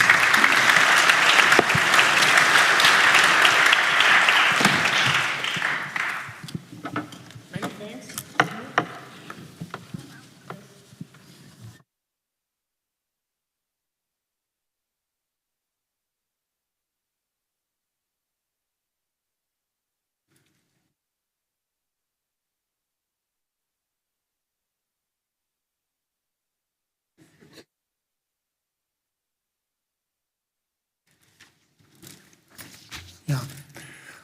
Okay, before handing over to the text panel, I would like to present very briefly some features of the 2025 LuxCMA market survey. Let us first look what we're doing well. As we have seen also in the previous years, Luxembourg is doing well on legal certainty and flexibility, which is provided by the dedicated securitization law. In addition, possibility to create compartments and the resulting legally valid segregation of assets and liabilities, that's really the points of attraction. That was already in the last years. This year, attractive taxation is number 3. What happened? Huh? As you might remember, and you will see it here on the next slide, their uttered uncertainty was with 69% clearly the main obstacle of the Luxembourg securitization market. This year, this uncertainty is gone. Why? We have a new law for which LuxCMA was fighting for the last 6 years, and since December is there. Many thanks to the government to make it happen. That's the motto of Luxembourg. Let's make it happen. They did it. So this year, we saw that 77% of the survey participants believe that this will have a positive or very positive impact on the securitization market. And this brings me to the next panel, the evolving tax landscape for structured finance. The panel will be moderated by Anja Taferner, who is the head of EY's Tax Technical Committee and the chairperson of our LuxCMA Direct Tax Group. And all the panelists are very active members in this tax group, and so the panel will cover the recent developments we saw last year and this year. They all promised, I hope, that to make it understandable also for non-tax experts, and so let's give a floor to them. Enjoy the tax panel. Thank you, Holger. We have been handed a bit of an impossible situation. We are starting with more than 25 minutes delay, and you all want to be at the coffee break on time. We are not magicians, so we will not be able to do that, even though the group of people that we've assembled here are some of the finest tax advisors that you find in the Luxembourg market, and I'm saying that even though they're all working for competition. On my right, there is Mathilde Ostertag, who is a tax partner at GSK Stockmann. Then we have Franz Kerger, the tax partner at A&O Sherman. Luis Munoz, tax partner at DLA Piper, also head of tax, I believe. And Sandrine Degré from KPMG, head of the tax technical unit. And Luc Petit, PwC, alternative markets tax partner, right? I hope I didn't get any of that wrong. Okay. So we'll do our best to get you to the coffee break in time, but we will not be able to turn back time, I fear. Let's dive right in. We really want to focus on the situation today and how the taxation framework applies to the transactions that we currently see and that we expect to be coming to Luxembourg. But I think before we do that, it's important to take a brief walk through history of how the tax landscape evolved. Luis, can you take us through that? I can. In a minute. Can you all hear me? Yeah. So we all know Luxembourg has been a prominent hub for the financial industry for a very long time.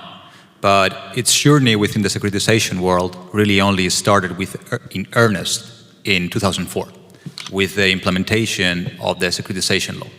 This law allowed players to set up SPVs in Luxembourg, generally in the form of the SARL, SA, or securitization funds, to issue notes that would be backed by a wide array of securities. Then we had a modernization of that law.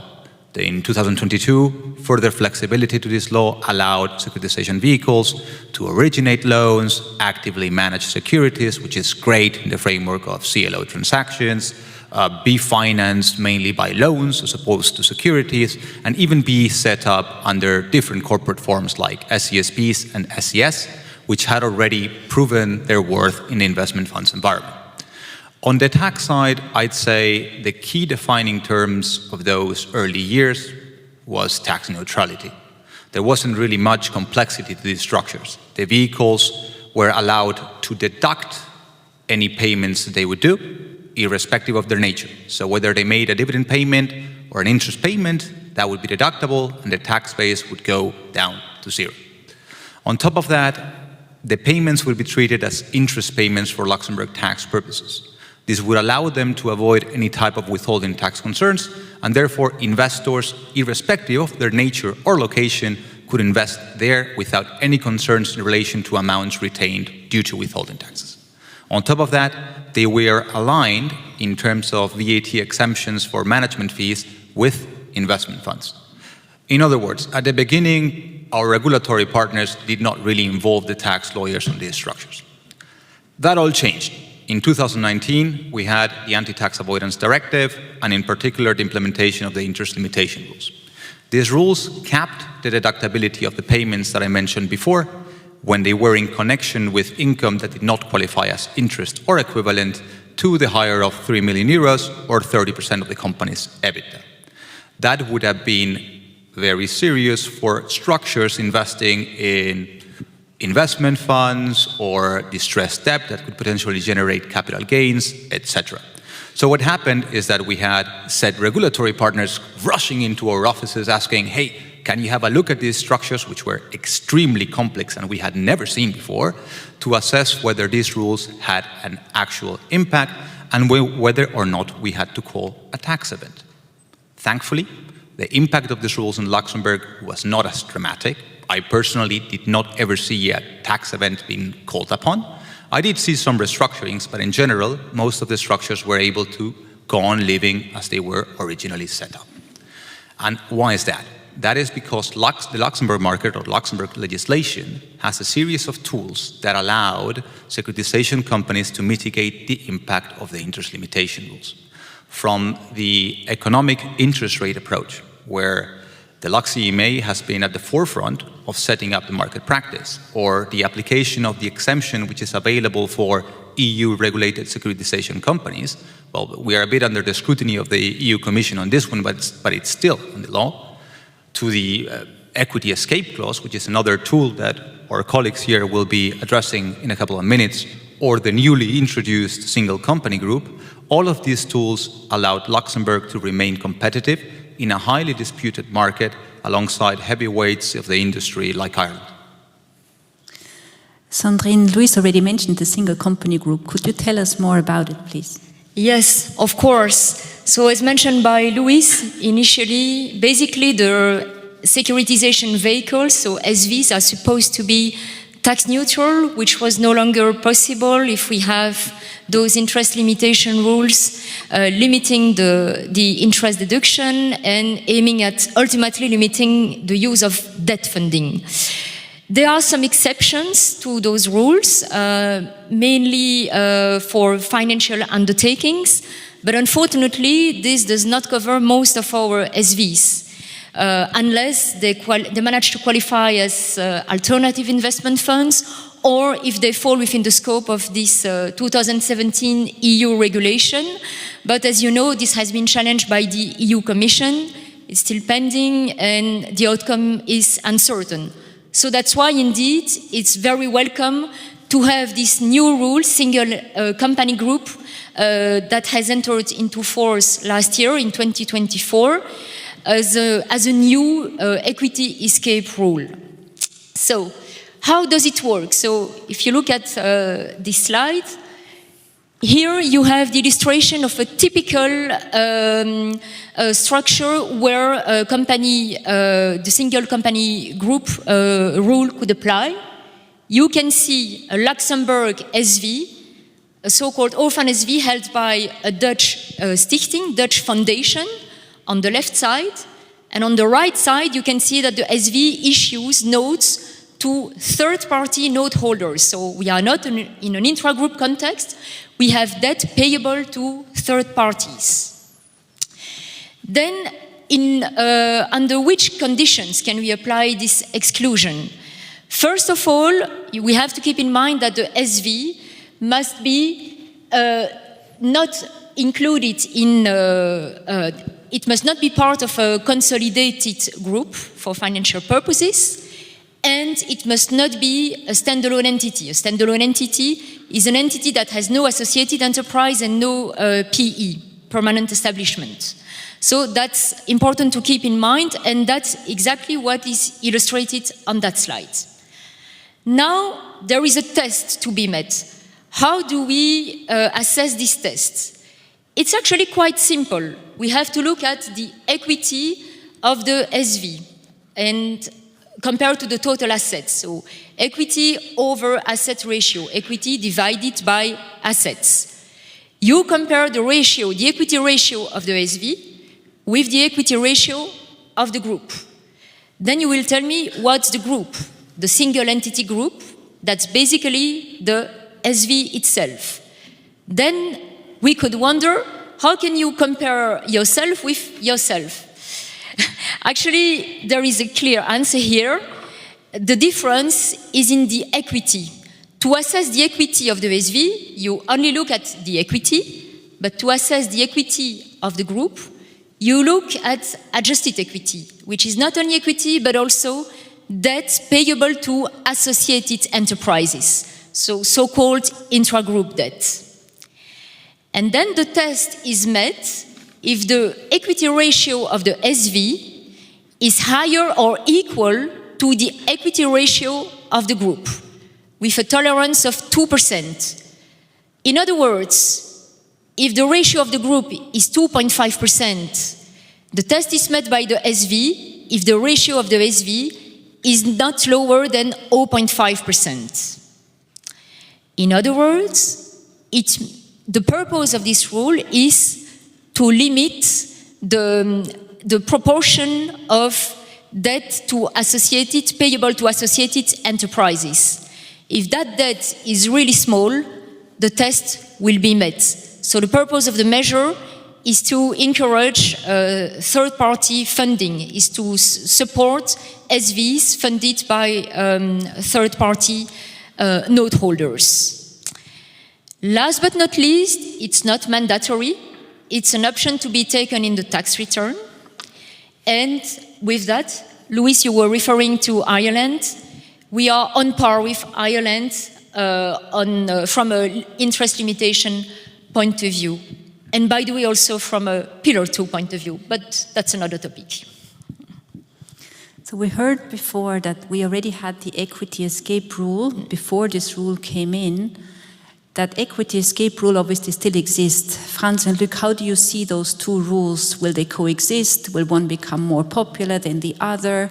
Will one start to lose significance entirely? Yeah, so you have these two exemptions to the interest limitation rule, so the equity escape clause and the single entity group. The scope is a bit different, so there are different conditions to be met. For the equity escape clause, you need to have a consolidation, and particularly a consolidated group consolidated on a line-by-line basis under specific gap, on qualifying gap, which is like Luxembourg gap, IFRS, or some non-EU gap like US gap, Canadian gap, Japanese gap, Chinese gap, and South Korean gap. And so once you have your consolidated group, you need to compare the debt-equity ratio of the consolidated group with the debt-equity ratio of your Luxembourg securitization vehicle, which is part of this group. And so in substance, if the debt-equity ratio of the securitization vehicle in Luxembourg does not exceed the debt-equity ratio of the consolidated group by more than 2%, this means the Luxembourg securitization vehicle is not over-leveraged, and so can fully deduct its exceeding borrowing cost. When the rule has been introduced in 2019, there was a question mark about voluntary consolidation, because the law was not totally clear, because some groups don't prepare consolidated accounts because they benefit from an exemption, because sometimes they don't meet thresholds, they are sub-thresholds, they are too small, and so they are not forced to prepare consolidated accounts, or sometimes they benefit from specific exemption. And in 2022, when the tax authorities issued their first circular about interest limitation rules, they adopted a pragmatic approach, and they're saying you can prepare consolidated account on a voluntary basis. So this means you have to prepare consolidated account as if it was required, but is not. And this consolidated account must be audited like a compulsory consolidation account. And so when you opt for the voluntary consolidation, you do the same approach. So you compare the debt-equity ratio of your group with the debt-equity ratio of your securitization vehicles. So sometimes in the usual securitization structure, when you have an orphan securitization vehicle, so many people say maybe we could have a voluntary consolidation between the Stichting and the Luxembourg securitization vehicles. And so we question Dutch guy to see if under Dutch rules we can have a consolidation, but unfortunately the outcome was not. But in some structure, and maybe France will comment on it because they have more experience than me on this, sometimes in an orphan structure you have a Lux Holdco in between the Dutch Stichting and the Luxembourg securitization vehicles. So France, you will comment in a few seconds, but in the interaction between the equity escape clause and the standalone, the group, single group entity exemption, it's just an option because when you have multiple exemption available, The taxpayer needs to choose one, and this choice is made in the tax return. So you do a choice for each year. So if you opt for the equity escape clause in one financial year, that doesn't mean you are stuck forever with this exemption. So in the future year, you could decide to apply the single entity group if it is more beneficial. And so there are some flexibilities here, but there is some filing to be made and some option to be made in your tax return. So maybe, Franz, you can comment on the specific structure where you have a Lux Holdco in between yes. Dutch listing and the Luxembourg section vehicle. Sure, I'm very happy to do that, and thank you very much, Luc.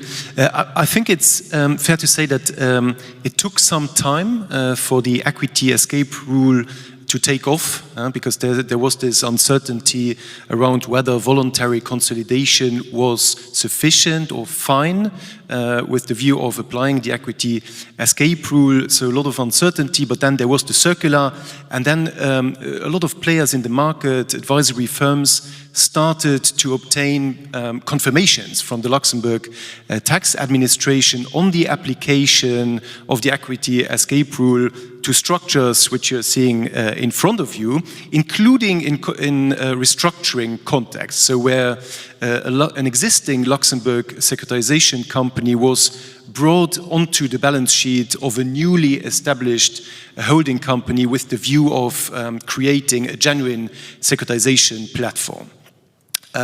So the confirmations from the Luxembourg tax authorities was very, well, they were obviously very welcome. They contribute to stability and legal certainty. But on top of that, there was also a very helpful footnote in the commentary to the draft bill that introduced the single entity group exemption, and which I think in our view legitimizes the voluntary consolidation with the aim of applying the equity escape rule. Now, if you ask me what my preference is between the single entity group exemption and the equity escape rule, I would clearly go for option number one. Why is that? Well, it's easier to operate. You only need 2 vehicles and not 3. There's no need to establish consolidated accounts, and you don't need to seek a sign-off from auditors on consolidated accounts. So it's much less burdensome to operate than the equity escape rule solution is. But the reality is that there will be scenarios where you will not be able to apply the single entity group exemption, for instance, because the note holder consolidates the Luxembourg securitization company in its entirety. That is pretty rare in practice, but it can happen. And then the other situation that may arise is the one where the investment manager of a securitization company invests also into notes issued by a securitization company, so that investment manager would then be at risk of qualifying as an associated enterprise, and that may jeopardize the application of the single entity group exemption. So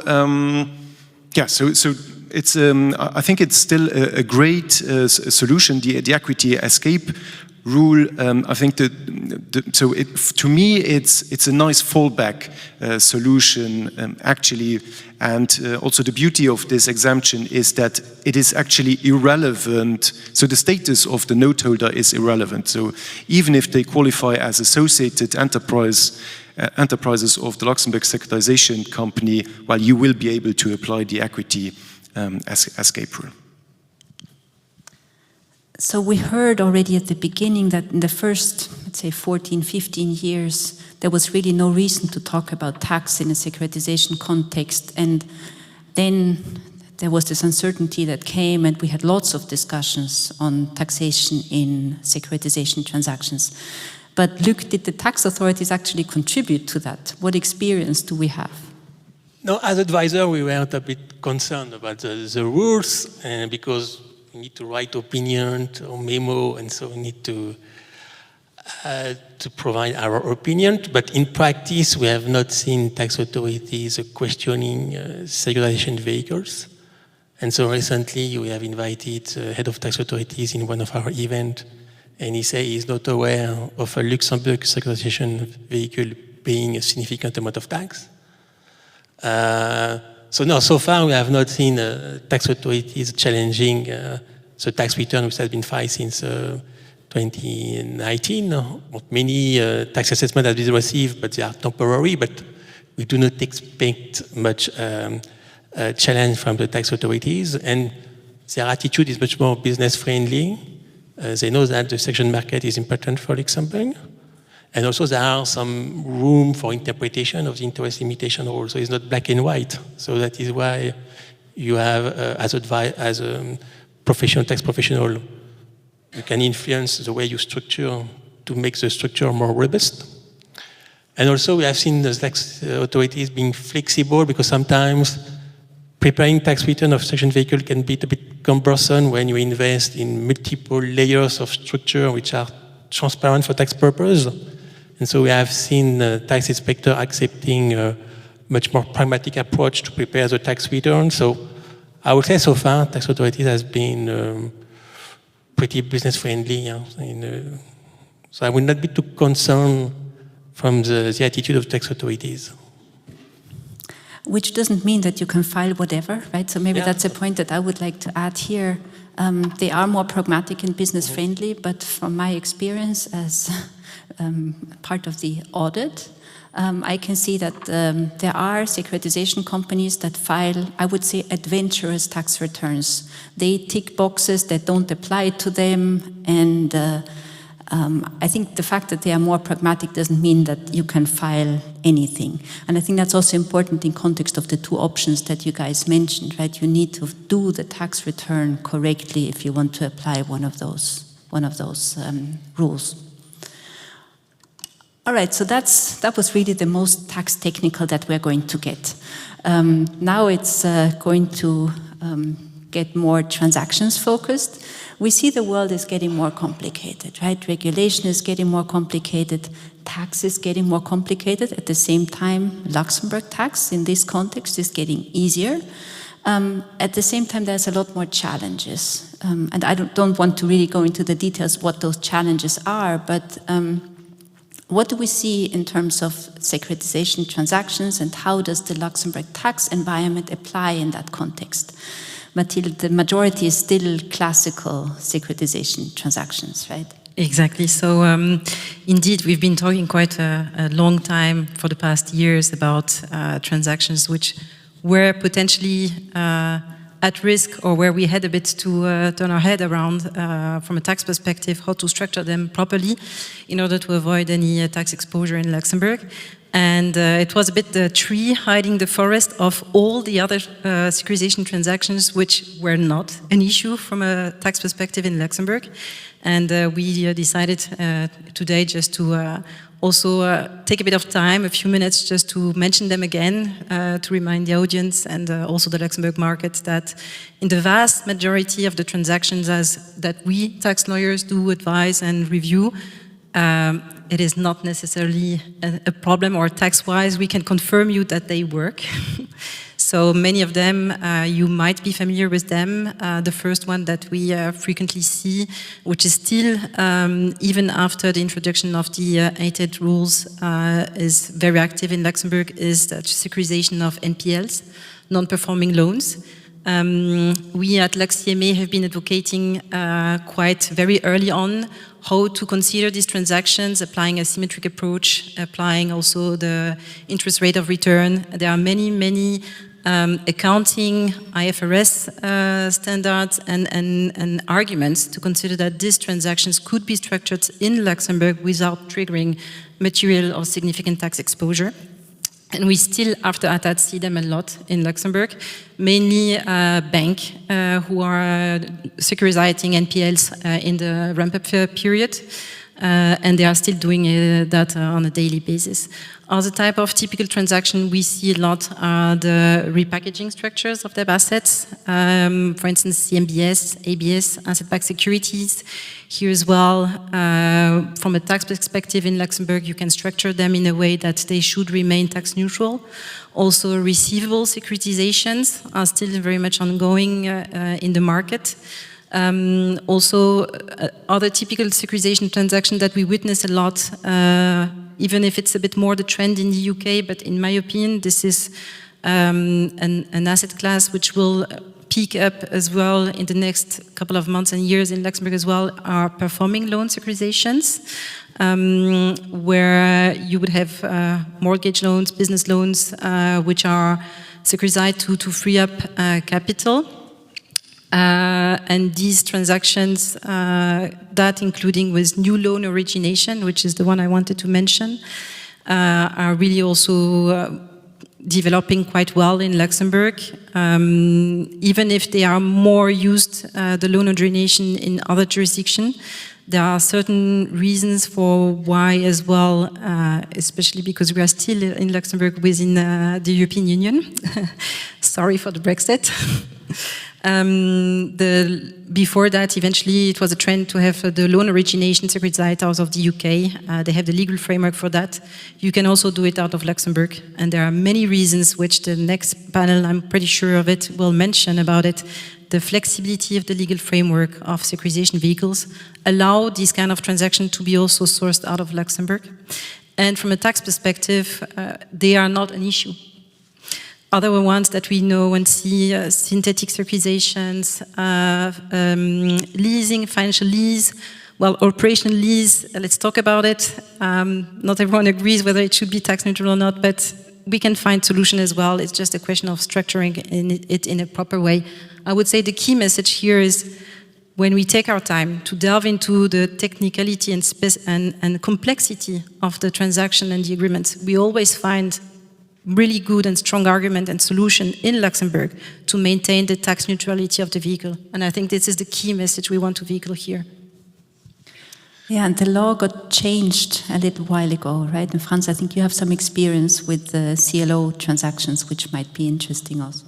Yes, but first of all, I wanted to mention that, so obviously we are seeing the same use cases, and I think that in those use cases, the Luxembourg securitization vehicle would typically issue conventional bonds, right? But we're also still seeing a lot of fiduciary notes issuances out of Luxembourg banks, obviously, but also Luxembourg securitization companies. I think the main driver for setting up this type of structure is not a tax driver. It's more, the focus is more on creating bankruptcy remotedness. But sometimes, well, obviously, if you issue a fiduciary note, then the economic ownership of the securitized assets is allocated to the note holder. And so this is also a way of mitigating the ATAT1 or the interest limitation rule exposure at the level of the Luxembourg securitization vehicle. And we are currently working for a client where actually, so a securitization vehicle is used to securitize minority participations in US companies, and the beauty of the structure is that there's a lot of taxable corporate investors subscribing to the fiduciary notes, which comes with the consequence that these taxable investors can exempt the income rather than being taxed on taxable interest. But you mentioned the CLO transactions, Anja. So very, very hot topic at the moment. The recent amendment to the law has made it possible.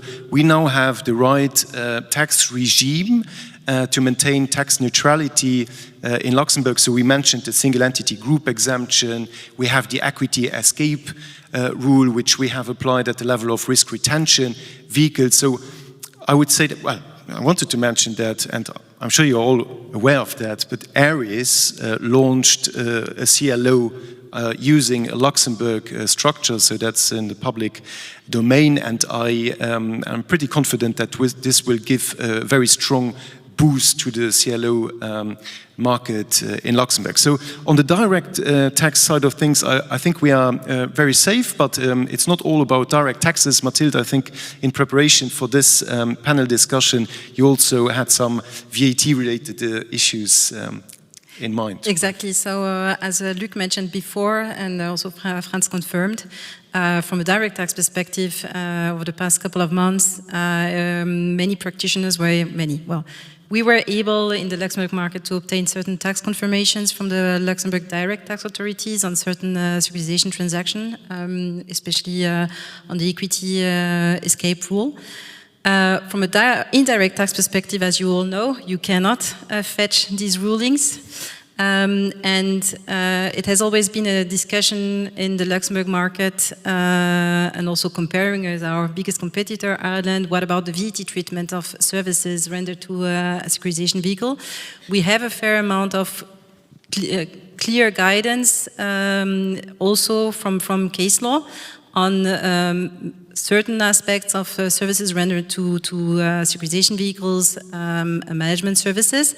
But still, the devil is in the detail, and sometimes you have still a level of uncertainty for certain services, especially when we go more into details of asset management and loan servicing, debt collection services. Perhaps in the past, we were a bit more prudent here as well. I want to vehicle a more positive message. There is coming more guidance also from the ECJ on the aspect. We know also that there are public discussions on to reset a bit the VAT on financial services, so it's on track at EU level.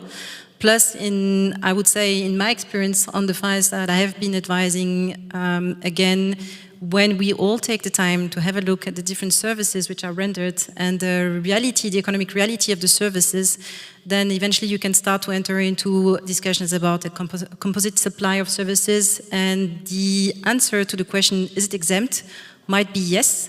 Just take the time to have a look at it with us. And most probably we here as well can confirm, eventually not with a ruling, I would love to, but not, that it is neutral and should be neutral from a VAT standpoint. So the message we had in the past of a bit uncertainty compared to Ireland, I would just like to tone that down.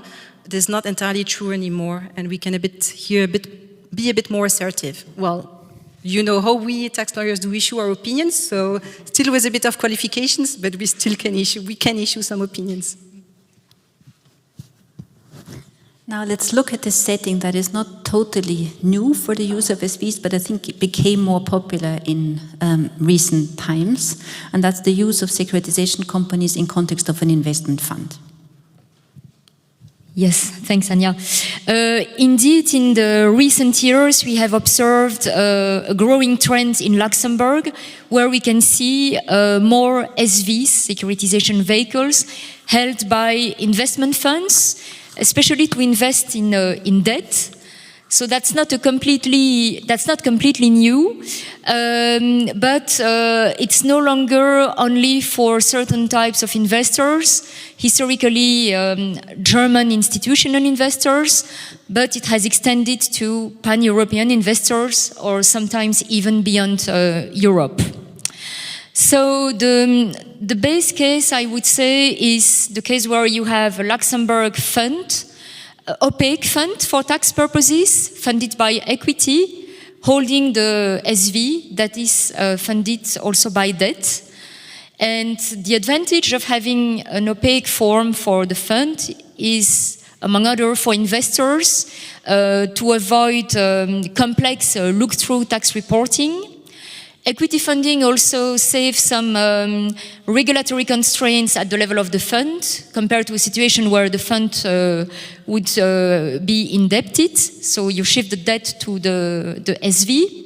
And this combined SV fund vehicle funded with equity at fund level, it's a kind also of equity blocker that may sometimes present some interest from a beneficial ownership point of view.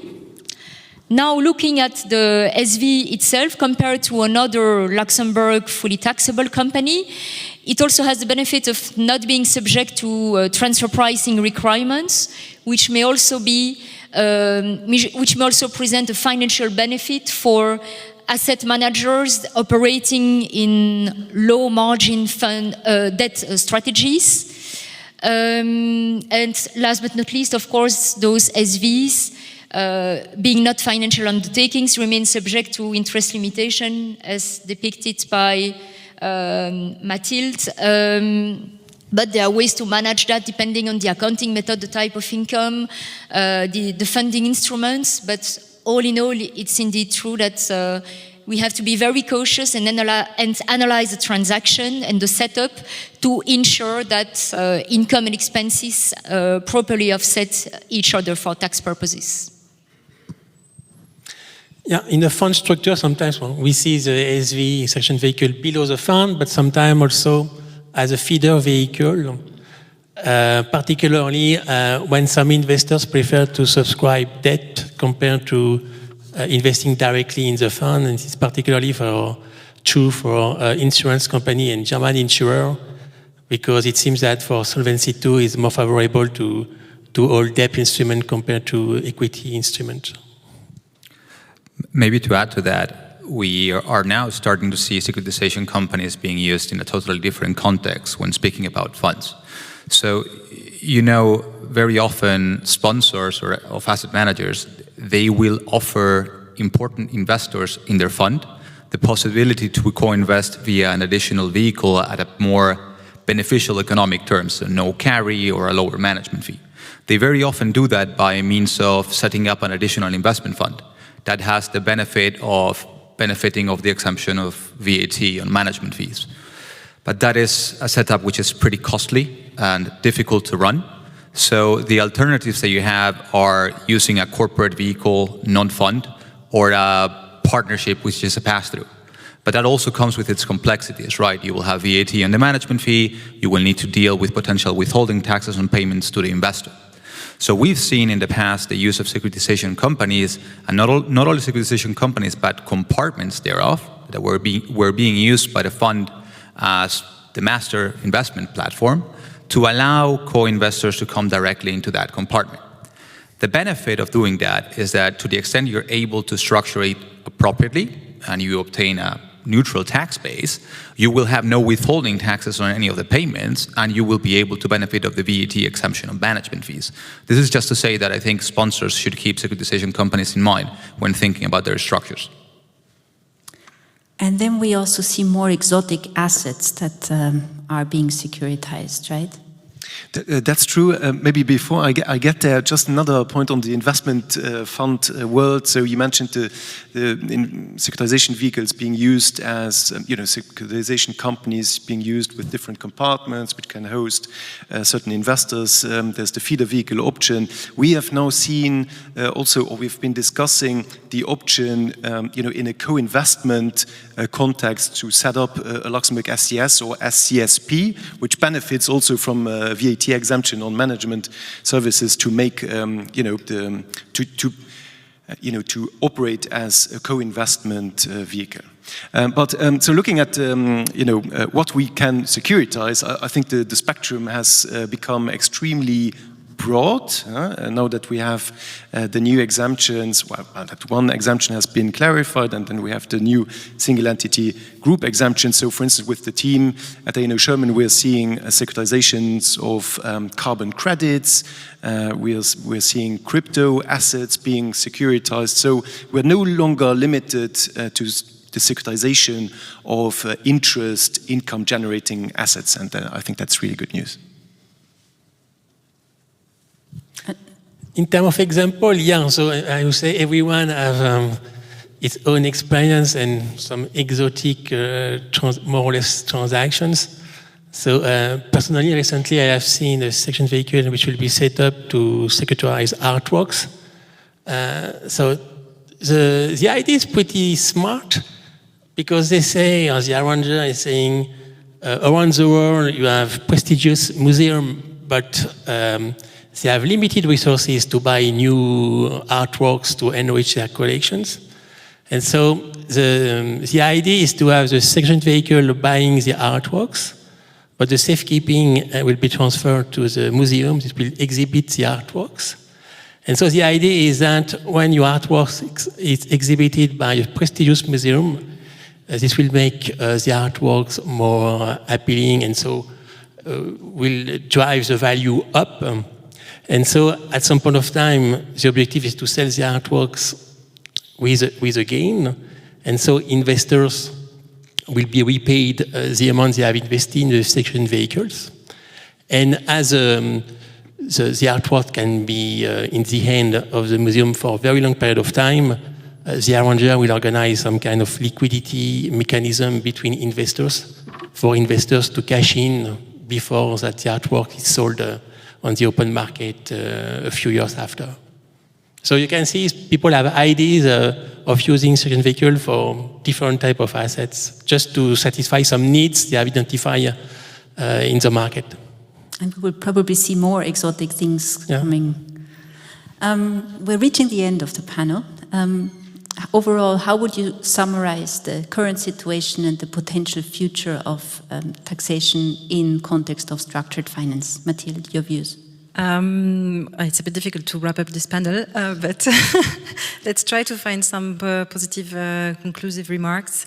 What we have seen in the past was always that when you were coming to Luxembourg, to us, to our colleagues for structuring your transaction, it was always, you had a different, it's the Luxembourg toolbox, you had a different type of vehicles and you had to choose and pick one.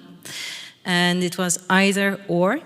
And what we can say is, with the constant evolving legal framework and with a strong focus on keeping the flexibility that you have in Luxembourg, but the complexification of the transactions worldwide, what we see is that now it's not either or, but that securitization vehicles are used together with other vehicles in parallel by investors or originators in order to structure the best way, I would say, a Luxembourg platform for the investments becoming every time a bit more exotic, and also for investors who now are also more aware of what is possible in Luxembourg.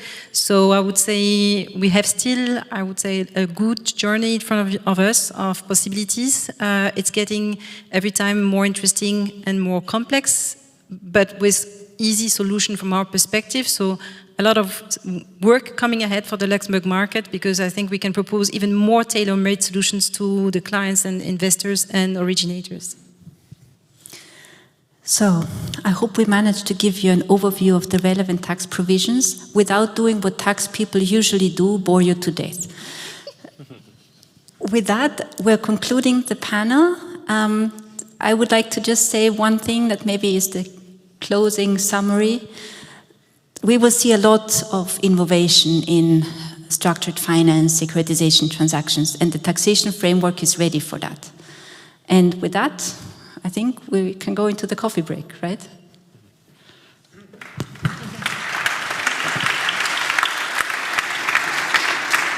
Thank you very much. Thank you very much. Not to be too technical.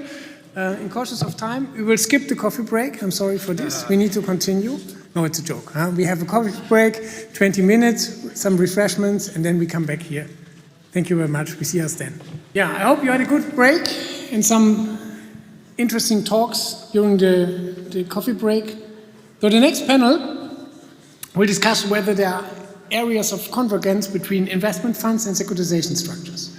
The panel will present the market view regarding various advantages a securitization structure and an investment fund may have, and in which circumstances a feeder vehicle or a double layer structure may be the preferred option for investors.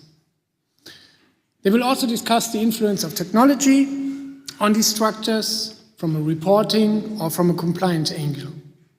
The moderator of this panel will be Andreas Heinzmann. He is a partner at GSK in the banking and capital market practice, and he advises on capital markets and securitization structures. He's also the co-sponsor of the LuxCMA securitization working group and a member of the LuxCMA board. And a special thanks from me goes to Megan. She only came for this event from London today. So, Andreas, I leave the floor to you. Yeah, thank you, Holger, for the introduction. Not working. Now, yeah, thanks, Holger, for the kind introduction. Indeed, with our panel, we would discuss a bit the market view regarding the state of play of the use of securitization structures and fund structures in Luxembourg.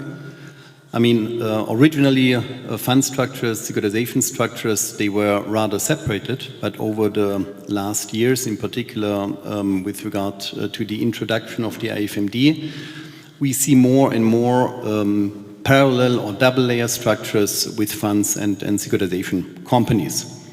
So there are many drivers why these structures are in place now. We already heard in the panel before the tax points. There are certainly also regulatory and other elements which we would like to explore. But before we start our discussion, let me introduce our esteemed panel. So, Megan, welcome. You're based in London. You are Senior Finance Manager at Apera Asset Management, a private credit fund manager with 5 billion assets under management, investing across DACH, UK, Nordics, France and Benelux. You are responsible for investor reporting and you are involved in the setup of new feeder structures. Next to Megan, we have Laura Schlag. Laura is the managing partner of BizCap Europe. BizCap, headquartered in Australia, is one of the fastest growing fintech lenders, offering fast, flexible and accessible funding solution tailored specifically to SMEs. With over $1.9 billion funded across more than 42,000 customers and a 4.9-star Trustpilot rating, BizCap has established itself as a trusted and reliable partner for businesses. Having built a strong presence in Australia and New Zealand, BizCap is actively expanding internationally, including markets such as the UK, Singapore, and now Luxembourg and Germany, where businesses can receive funding in as little as 3 days. Then, next to Laura, we have Jendrik Fuhrmann. Jendrik is heading the structuring department at Hauck & Aufhäuser Fund Services SA, a third-party management company in IFM in Luxembourg. He is responsible for the implementation of traditional and alternative investment vehicles, including funds and securitization companies. Jendrik is active in the Luxembourg financial industry for more than 70 years. And next to me, we have Florian Dalcho from Universal Investment. Universal Investment provides asset managers and asset owners with fund structuring and administration solutions for all asset classes across the 3 largest European fund domiciles, Luxembourg, Ireland, and Germany. The remit of Florian's position entails the oversight of securitization vehicles within Luxembourg with the objective of providing comprehensive support to these entities throughout their entire life cycle. So I think here we indeed have very important market participants who can share their view. So I would immediately delve into the topic and start with the first question to Megan. Apera is a leading private debt manager using both securitization and fund vehicles in Luxembourg. Please tell us, why are you making use of both vehicles? So I think the primary purpose is for fundraising. So we use SVs as mainly feeders, but we've also got co-invest. So with the use of feeders, we can actually access capital that wouldn't otherwise be available to us, whether it's because investors don't want to go directly into the fund, or they want a rated note, or their regulation means that they can't go into equity and they have to fill up their debt bucket, for example. So for us, that just opens up a huge pool of capital that we just wouldn't otherwise have access to. The co-invest side as well means we've got access to investors with just much bigger commitment sizes. They often don't want to come into a fund and be 50% of it. They want to come in and put a chunk in and then give us, a bit extra on the side for the co-invest, whether it be fee-free, carry-free, all of that. And using the securitization vehicles just makes it cheaper, easier, less regulation, a lot more flexible, and we can actually tailor-make kind of all the notes, terms and conditions to meet all of their needs. Yeah, thank you, Megan. Maybe directly next question to Laura. BizCap is currently building a pan-European based lending platform for SMEs. You are using also a bit the Luxembourgish toolbox with the various vehicles.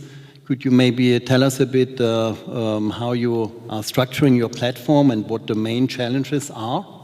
Yeah, sure, Andreas. So, as you said, so we are a next-generation lending platform expanding now into Europe using a pan-European structure based here in Luxembourg. And so we are serving the SMEs across Europe out of Luxembourg, so crossing the borders. And of course, there are some challenges to face. And I would just say probably the main challenge is to align the legal and regulatory framework while keeping your actual business model.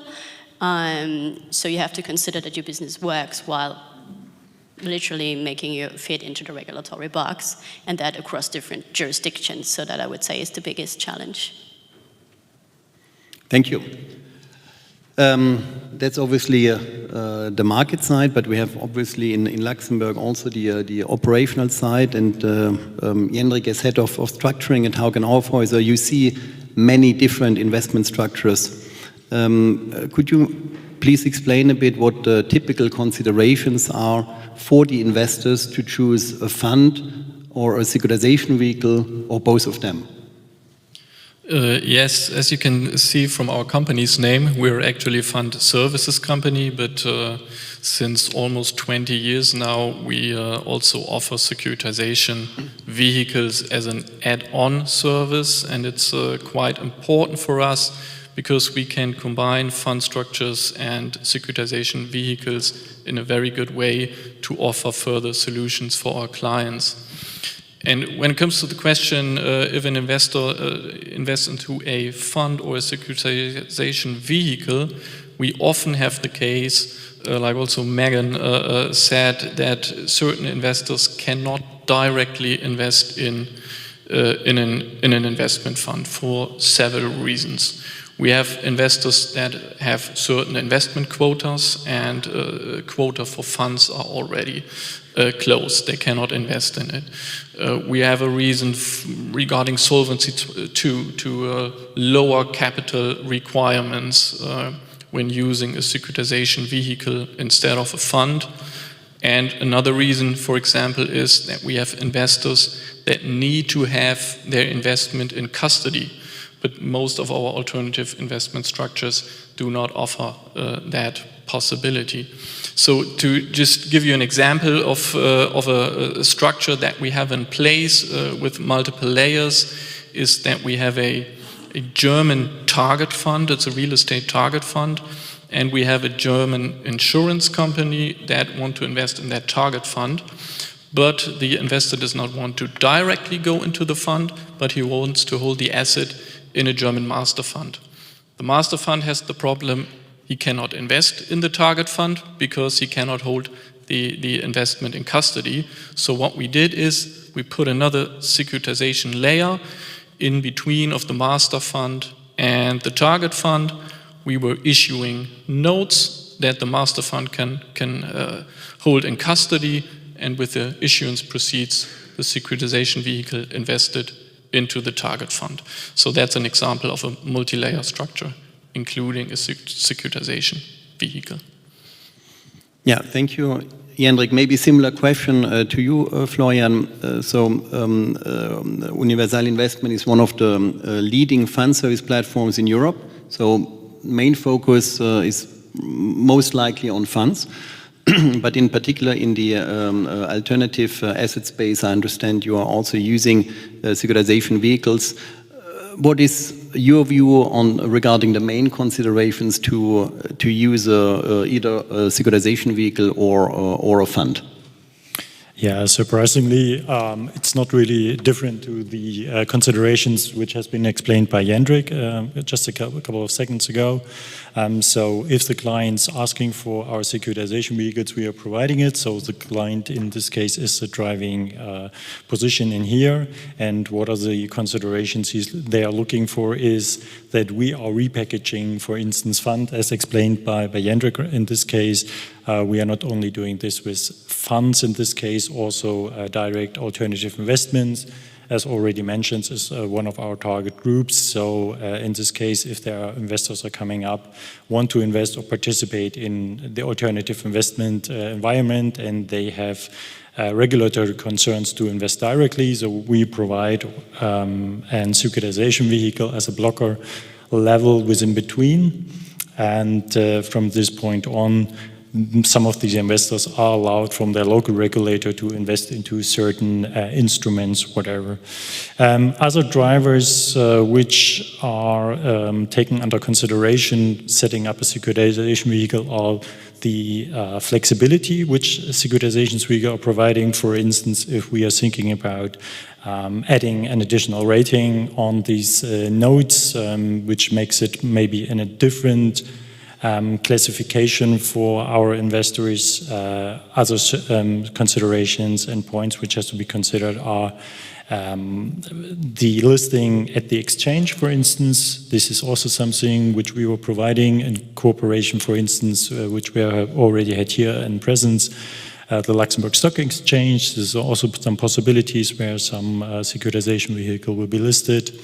And last but not least, it's also the features in relation to the liquidity, which is interesting for some of our investors to decide to get into a securitization vehicle, because from a legal framework it can be designed that it's, at least in theory, liquid and can be, so the notes can be transferred from one party to the other, which within immediately or within seconds or days.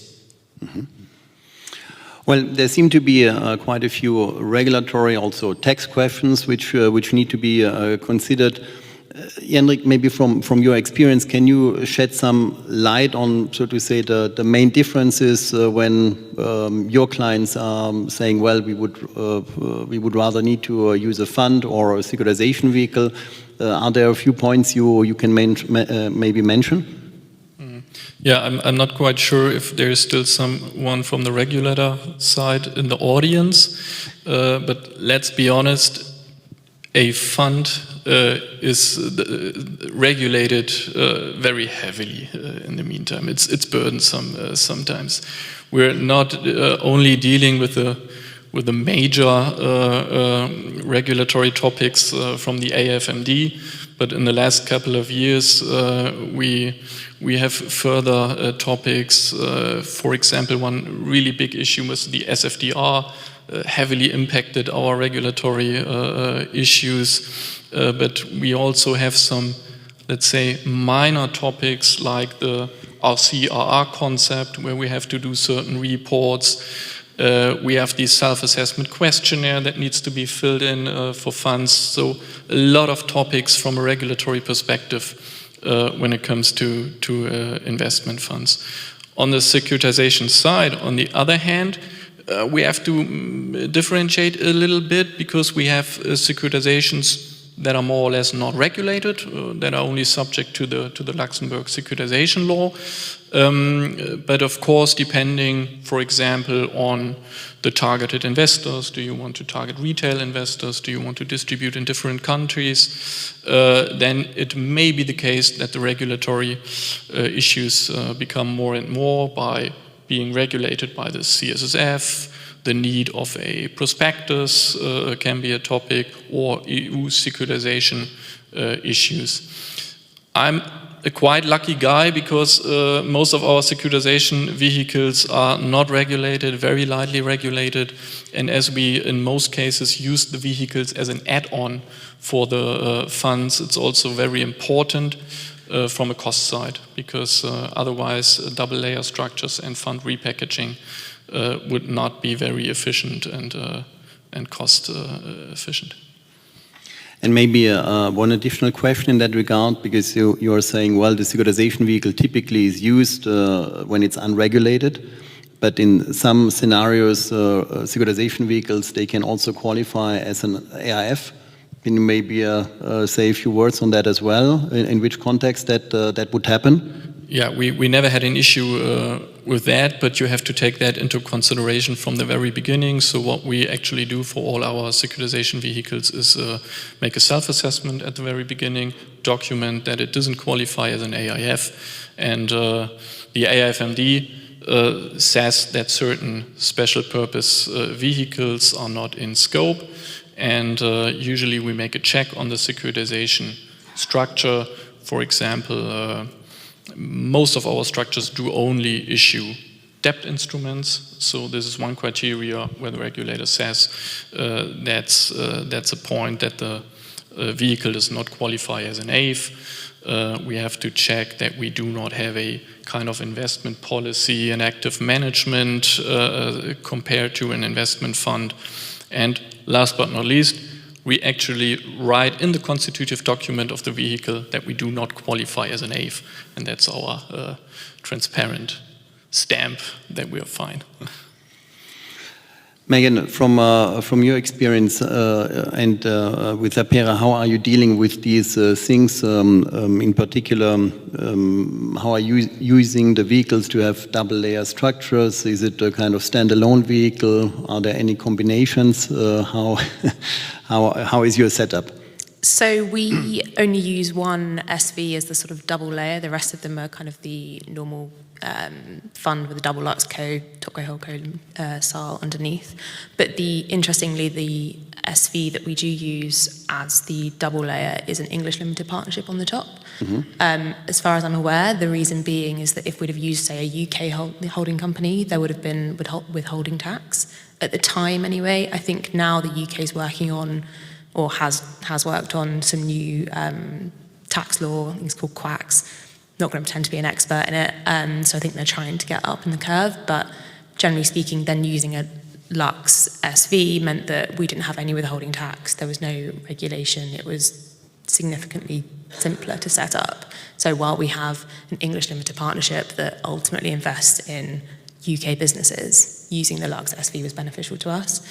We do mainly use the feeder vehicles though, and the co-invest. So we've got an SV with sort of 7 or 8 compartments, of which a few of them are feeders, a few of them are co-invest. But we also separately have another one that's just for a single investor. So we've kind of used them in a number of ways. Florian, on the Universal side, is it a similar setup or it's completely different? Surprisingly, it's not completely different. Yes, we are using as well this double layer and multi-layer structures, as already mentioned here, even here on the panel. So multi-layer, double-layer structures are existing in both directions. So from one hand side, we have the securitization vehicles, and we could have an additional layer to the investor side. For instance, in our cases, as we are strongly driven and have our root causes in Germany, so usually we have a German fund, or not, we do not have to have, but in most of the cases, we have a German fund which is an investor into our securitization vehicles. This is one direction of these double layer or multi-layer structures. On the other hand, we also have the possibility and the implementation that that the securitization vehicle is investing in one of our or a different Luxembourg fund, which is not heavily used, but has been used in the past to deal with the added challenges, which we have already heard in the past or in the panel before. Now at the moment we have these 2 possibilities, a single equity clause and a group escape clause, which has already been presented as well from our tax colleagues here in the room. So these are the both directions which we are using at the moment, and there can be added additional layers. For instance, if we are talking about pooling vehicles, so sometimes asset managers or investors are looking for a kind of pooling of different investment styles or different investment strategies in certain vehicles and in certain structures. And sometimes they want to have it separated, sometimes they want to have everything together. It depends on the business partners which we are working with. Yeah, thank you very much. Let's open up a bit discussion, because we were talking now about how the structure is set up, but obviously there are certainly also operational topics which are of interest. So maybe, Laura, given that you are fintech, how is technology influencing your business or your business model? So I think one of my biggest key learnings is definitely that tech plays a key role in efficiency, in scalability, in better decision making, in just being faster, and it just makes things much easier also when it comes to reporting or other topics. I just personally do think that most businesses would really benefit from an investment in tech. And I think it's the future, and I do think also that in Europe, we're a bit behind probably still on tech. So, I mean, it's coming, but it's coming a bit more, but yeah. So I would just definitely say the key role is the efficiency. so that you just get much more efficient. But I mean, you also need to consider that there are regulatory aspects that have to be managed with it as well. So something like GDPR or data privacy. But yeah, so I think it really plays a key role in today's success. Mm-hmm. Does anyone want to add anything on the tech point? Yeah, just technology, I guess, what Laura has been said, and they are very experienced in this case of, but technology, I guess, is hitting us, all of us, I guess, on certain levels. I guess we have the first sight, and that's something what we have already been heard 2 panels ago, I guess. It's digital assets, crypto, DLT technology as a kind of investment opportunity for all of our securitization vehicles, funds, whatever. So this is, I guess, one layer where we are hitting with these new technologies. Second side is, what has explained as well, is issuing securities in the future, on if it's tokenized on DLT technology or whatever. So I guess this is the second level where we are faced on, or where we are hit on. And the third one, that is what explained by Laura right now, is that we have this big buzzword, artificial intelligence, at the moment everywhere. And with this intelligence, I guess we are talking about efficiency and to make our companies more efficient and more scalable in the future. And I guess these are the main drivers when we are talking about technology in securitization vehicles, but not only securitization vehicles, but also other businesses. I mean, one important part, obviously, is reporting, compliance. Does that play also a role here, the tech part, or is there a particular difference between a securitization company and the fund? Reporting and compliance in general, I would say, and this is what we have already been heard by Jendrik in this case, is that as long as we have unregulated or less regulated securitization vehicles, I guess the reporting requirements are, compared to a fund, are not as large as for a fund. For instance, AFMD reporting, it's just a huge package which we are known from our AIF funds. In this case, looking into securitization vehicles, we see less reporting requirements. Talking about compliance, I guess compliance, there are different approaches which you can use. You can develop your compliance approach for each, or adjust your compliance approach for each of your securitization vehicles. A different possibility is to take the approach which you are using for the funds and opt out, if possible, some compliance topics, if possible. It's not everything possible. If we're talking about KYC, AML, there are certain requirements which has to be fulfilled. But other cases, we can opt out certain compliance, not regulation, but compliance topics can be opt out. In relation to the technology, I guess we are facing the same challenges as funds at the beginning, because we are all developing these technologies and structures at the moment. Anyone wants to add anything on that topic? If not, then maybe let's talk for a few minutes about, let's say, the investors, because I think that seems to be also a very important driver, whether or not certain structures are set up or not. Megan, what is your experience in that regard when you look at your investor base? So I think, as we've kind of seen or heard throughout a few of these panels, a lot of the reason people are setting these up and going into them is because of regulation. So where they can't invest directly in as equity investors into the fund, they need to invest via notes or a rated note or something like that. That's kind of the initial point. The other point as well is why they're becoming more and more prevalent, or at least that we can see them become more prevalent, is that as funds are holding their investments for longer, those investors that would have had their investments realised from previous equity investments, they're still being there, so their buckets aren't going down. We can't keep filling it up, so those are staying there. You've only got the debt option. So as these funds last longer and longer, securitization vehicles have to be a way that you get around it. Otherwise, you won't have access to any of the capital. The other thing as well, I think, is as how I mentioned before about the co-invest side, as the US now is slightly more volatile, bigger institutional investors are coming more into Europe. They have bigger tickets, and as I said, they don't want to be humongous portions of these funds. They want, they might cap out at 25%, say, but they want to invest more. Having these securitization vehicles means they can still get the returns. Yes, it's lower management fees for us, lower carry, but we have then the capacity to invest. So there's kind of a number of reasons I think that we're seeing them being made. Yeah, well, I think what we did not discuss yet were the asset classes. I mean, we learned already today, at least for a securitization vehicle, we have a pretty diverse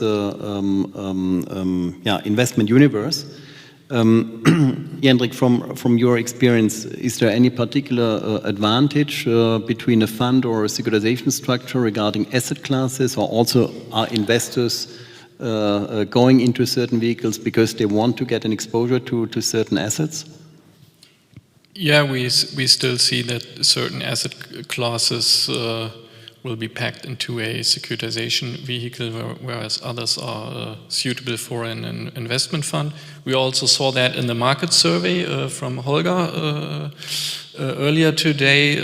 It's, for example, trade receivables and loans that we still repackage in a securitization vehicle.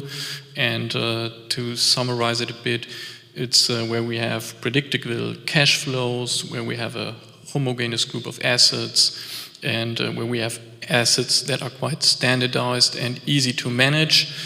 We can put that quite well in a securitization vehicle. Whereas to the contrary, on the fund side, we often have illiquid assets that need a high degree of management, where we need active portfolio management, like direct real estate, private equity, or infrastructure products. Yeah, it looks like, sorry, Florian, do you want to add something? Sorry, sorry for interruption. Yes, it's like the advantages of the fund, as Jendrik already mentioned. The advantage of the fund is the active management, I guess, compared to the securitization vehicle, which is more in passive strategy, where you're just pushing through distributions or cash flows through the structures. And maybe an advantage of a fund compared to our securitization vehicles is that they are more standardized vehicles, which are well known. We all know, as we are in Luxembourg right now, this RIFE vehicles, which is also quite known and well known even abroad of Luxembourg, so which could be easily applied in their own systems of our investors. This is some of the advantages for the securitization vehicle, for the fund, sorry, I mixed it up. For the securitization vehicles, I guess less regulation and more flexibility. I guess these are the key words why most of the clients deciding to go for a securitization vehicle, because the features of the securitization vehicle are much more easier to customize for the necessities of the clients and the investors. Yeah, indeed, it looks that both structures, they can quite well coexist, which is good. So that adds to the toolbox we have in Luxembourg. Before we wrap up the panel discussion, maybe just a question to the audience, given that we have here 4 experts here on the panel. Are there any questions you would like to raise?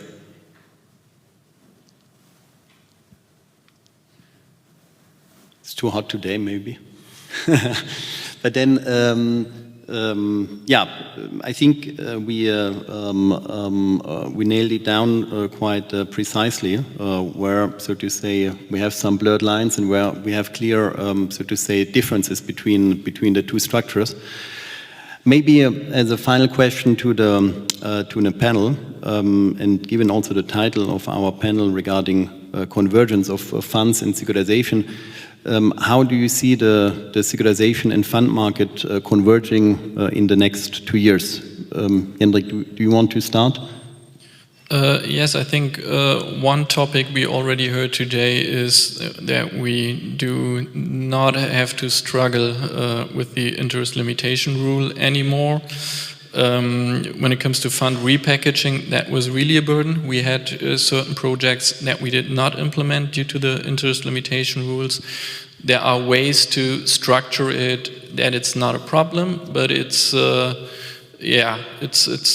not so cost efficient anymore. We need another layer. We need to structure it more complex, and then it's always a question in the end of the return that the investor gets. So hopefully that will be a boost, at least for the fund repackaging part.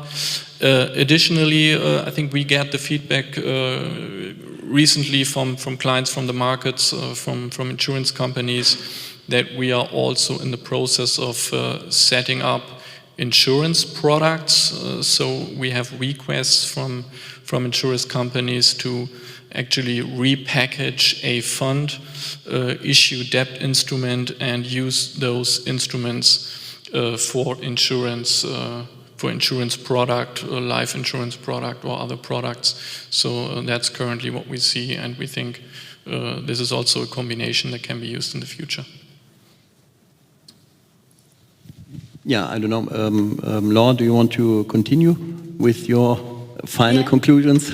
Yeah, sure. So I probably expect that in the next 2 years there will be more innovative solutions needed. So I'd probably say there would be like an increase in maybe some hybrid solutions of securitizations and funds. Yeah. Thank you. Megan? Yeah, I agree. I think we're seeing more and more demand for the securitization as feeders, and so I think who knows what it's going to end up like, but I think, you know, the portion of a fund that is funded by an SV will just keep growing and growing, and I think because of that, everything will evolve. Yeah, I guess securitization vehicles are also in the next 2 years and even ahead of these an important tool in our toolbox, so which we're using in the futures as well, additional to our funds, which we are providing as well. I guess it's a coexistence in the future as well, and both vehicles will be used in the future as well. We will see what kind of possibilities we will have, even for our company as a management company, existing or coming up with AFMD 2, which has been launched last year. We will see, and we will investigate what kind of opportunities we have in this case. And I can just follow up the intention of the panelists here. It's like, I guess, in the future, we will see that securitization will be more and more important role in case of financing, as a financing instrument, in case of financing the climate transmission, where we will be hearing something in the following panel, but also in the increasing costs or cover costs of defense, what we have already been heard, and certain other topics where more and more financing is necessary. And yeah, we are looking into these topics as well to be ready for the future and to be competitive as well. Yeah, very interesting. So it seems that the conversion or convergence between the funds and the securitization / capital markets world is going to continue. So thank you very much to the panelists for the interesting insights. And we continue, I think, with the next panel. Thank you.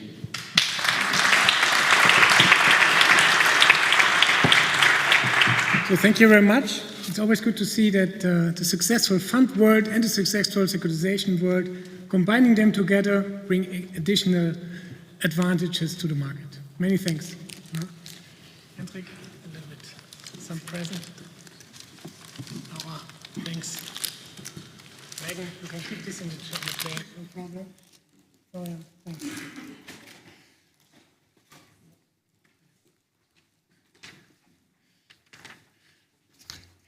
So we're coming to our last panel, and it's on financing climate transition and navigating uncertainty and its global headwinds. What is climate transition and what does it mean in today's context?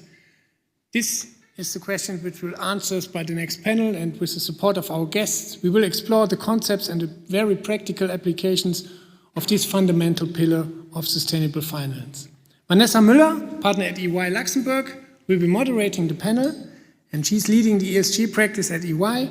She's a co-sponsor and a co-chair of the LuxCMA Sustainable Finance Working Group, and I hand over to her and her two guests. Where are we? There we are. Yeah.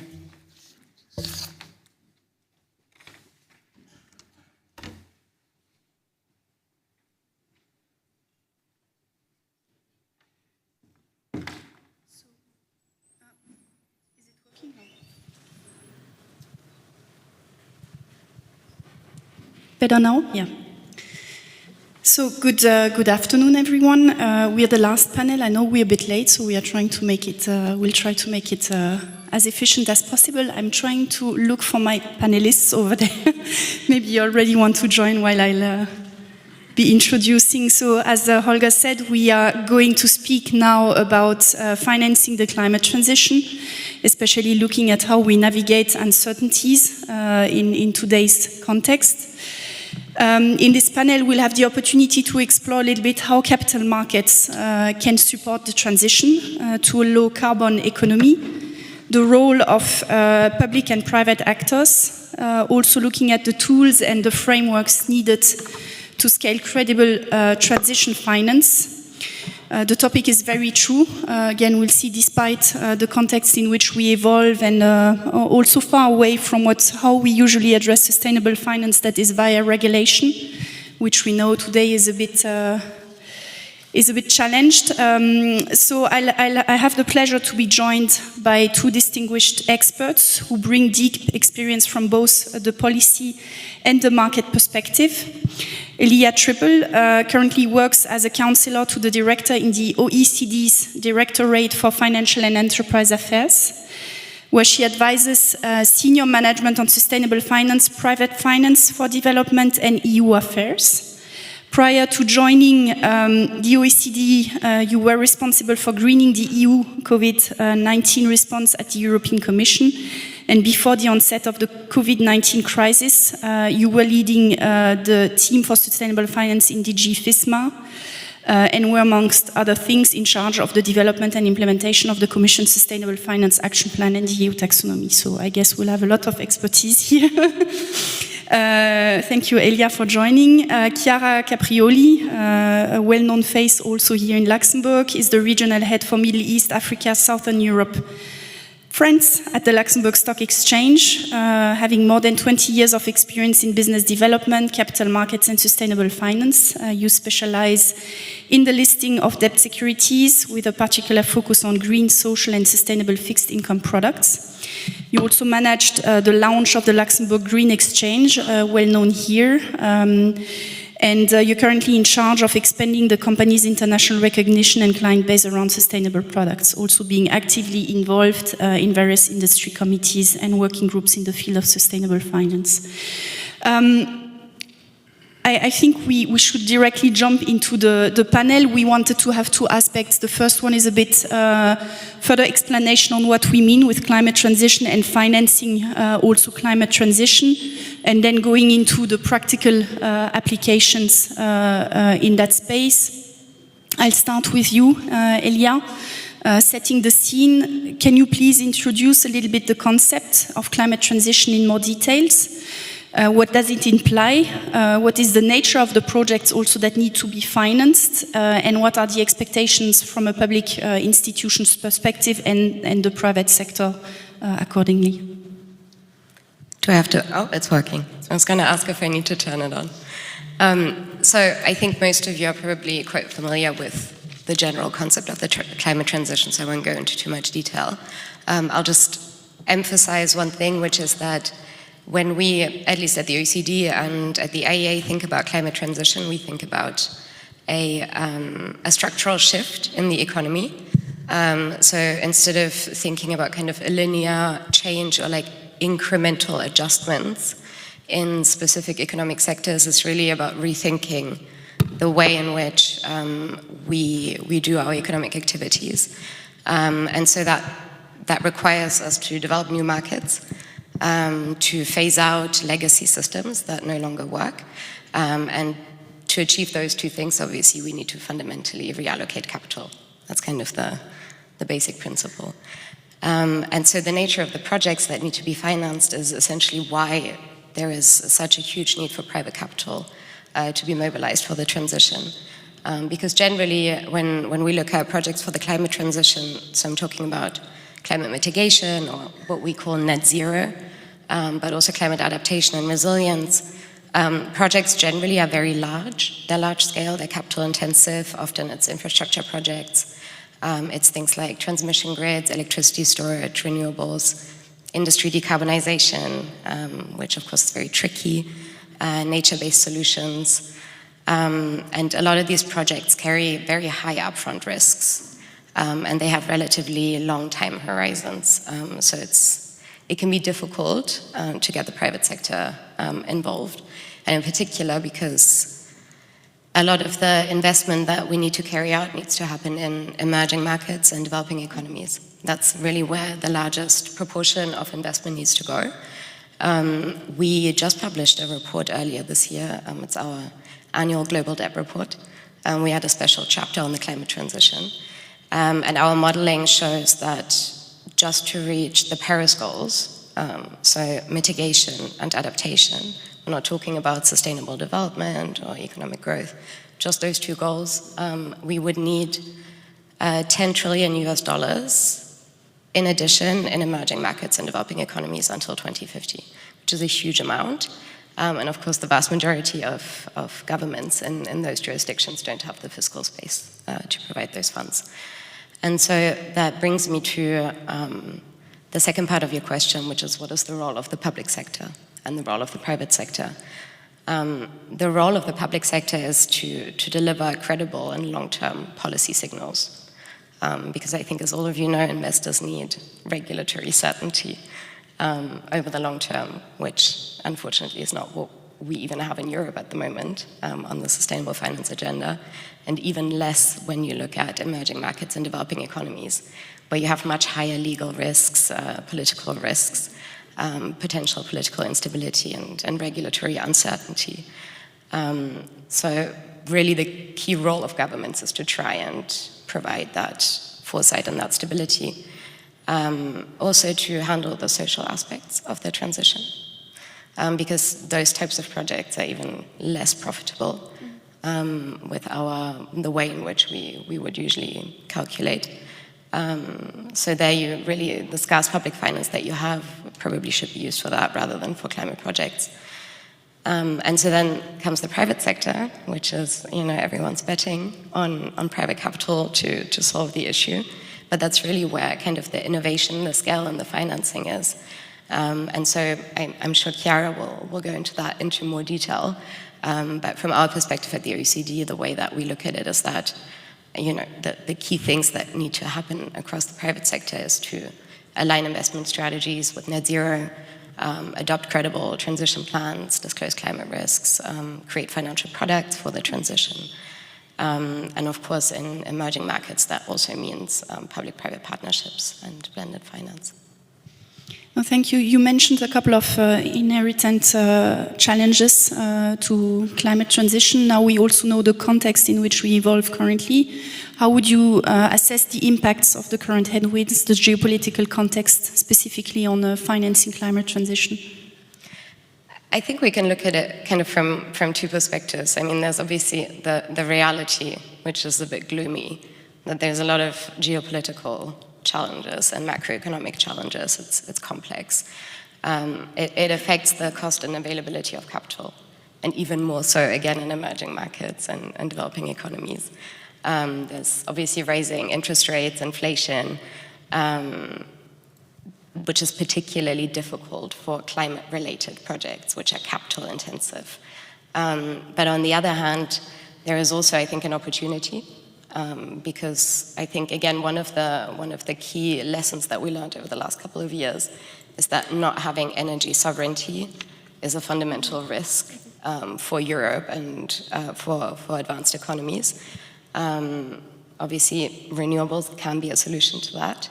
But also building up our own technologies with regards to batteries and kind of innovative solutions, which again is where capital markets really come in to finance those types of technologies.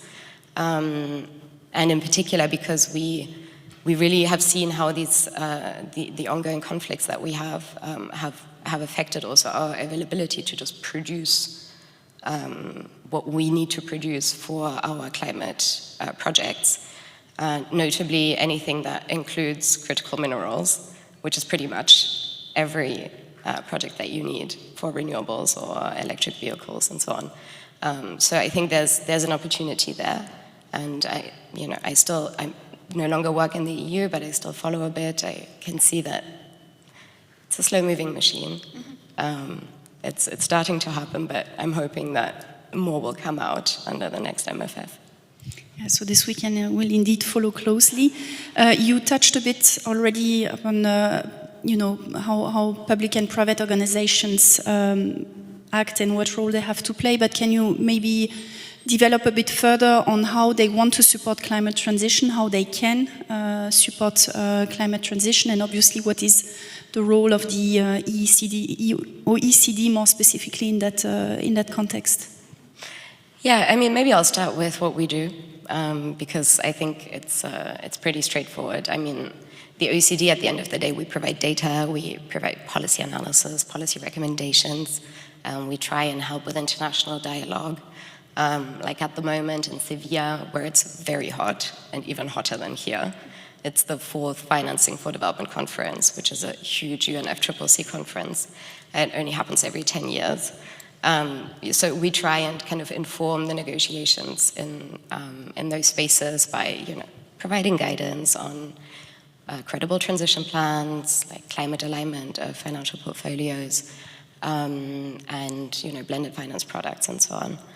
But I think that what is really important that needs to happen in the private sector in particular is the development of local capital markets that can support the climate transition.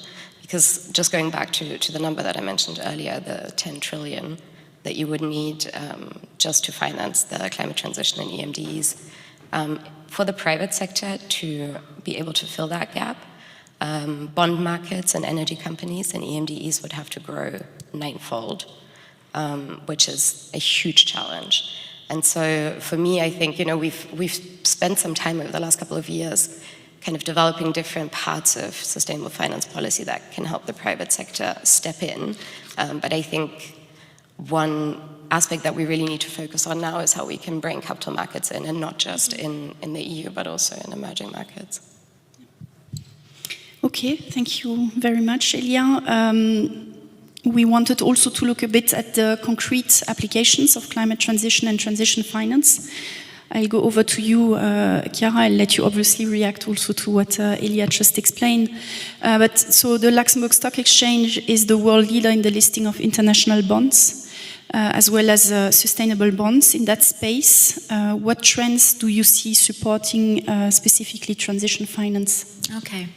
I will take it from the big pictures, and thank you, Elia, for setting the scene so well. I think few of us really realize that transition finance is about an economic revolution, actually the biggest economic revolution since the Industrial Revolution, in terms of changing the whole model of our economy and bringing to net zero. Now, finance, actually sustainable finance so far has been mostly about financing projects that are already low carbon, the new technologies, so businesses that are green or have the potential to become green. And until not long ago, sectors that are hard to abate, like shipping, aviation, chemicals, fertilizers, have been looked at with suspicious with this area, and with some criticism. Now, science is showing that is actually in this sector that are very capital intensive, that the flows of money will need to be put if we want, globally speaking, to get to net zero by 2050. These are sectors that cannot turn green overnight. It's sectors that sometimes have some technology that allow them to decarbonize, but either these technologies are partial or they are potentially not viable, economically speaking, and so they need to go there gradually and work in parallel on their viability. So if we look at the investment means, I will not speak about public funding. I will not speak about equity because that's not where our expertise is. I will speak about debt. Most of the transition finance so far has been financed by sustainability-linked bonds or sustainability-linked loans. They're a bit different in terms of instrument, but they all boil down to an issuers raising finance linked to some sort of sustainability, in this case, decarbonization target. With, for bonds, also the potential to pay back investors in case sustainability targets are not reached. And the same for loans, where it's actually the bank that is giving a premium if the issuer reaches target. Now, 80% of this market is about decarbonization targets. There's not just corporate in there. Recently, we have seen sovereigns such as Uruguay. They have an SLB listed on the Green Exchange, and Japan more recently, that want to align their public financing to national determined contributions and allow the whole shift of their economy into more green, into a more green model. Now, these products have been very successful initially. Now they're losing a bit traction because there's some sort of concern, what we call target washing, that targets occasionally are not ambitious enough, and that issuers might be doing not enough efforts on top of the BAU business as usual to get there. So we see that now they are stagnating or even going backwards. There's 230 million that are currently outstanding US dollar terms in this market. Now, the other instrument is transition bond. Transition bonds are even a smaller universe. It's 35 million US dollar equivalent.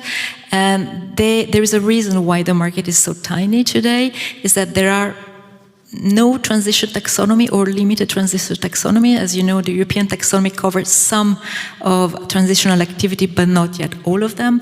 And that is true, I would say, at the global level, with some exceptions that are very localized: China, Japan, and Canada. We've seen Japan coming to market with the transition taxonomy, the same for Canada, where they try to align their political objectives, which in this case include nuclear, include auto for Japan, mining for Canada, to give credibility to the asset class. So we see investment going there, but it's domestic investments.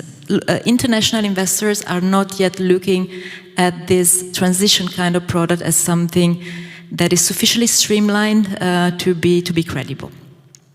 All this to say that what is happening is a move from an investor's perspective, from the product, financing product itself, the bond, to the entity level, so the strategy. What is an issuer doing in terms of having decarbonization targets, in terms of disclosing with integrity, and in terms of having levels of ambitions that are really true and not just close to what they're doing today.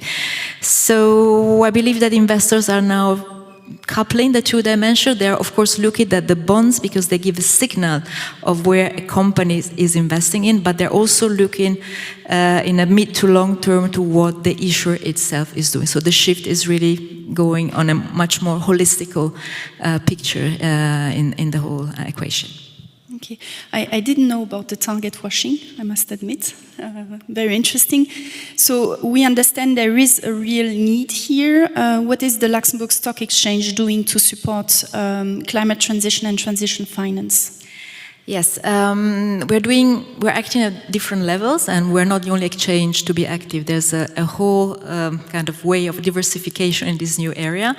There's three dimensions in which we are active. The first one is to give visibility to issuers that are committed about their targets, about the strategy, and that are disclosing, as I said, with integrity. So we give visibility, not just for the sake of visibility, but as best in class in relation to how much the issuers is willing to disclose about what they're doing concretely. The second thing is data, and I think we can talk a lot about that. And the third thing is products. We help define products. The typical things that we're seeing is indexes that are linked to decarbonization targets. I'm very happy to say that I will not go into the detail of the Green Exchange, because I think most people in the audience are more than familiar with what we do.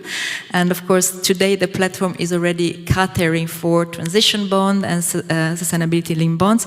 But a couple of hours ago, we did launch another pioneering concept, which is the Transition Gateway.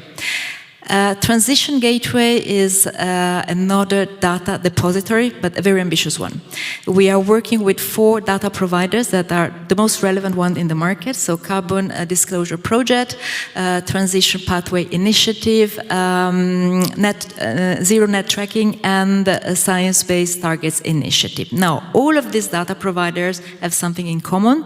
They are all about decarbonization data. So they go and analyze public disclosures from issuers, sometimes even with the help of their own surveys and questionnaires, and they modelize this into their methodologies.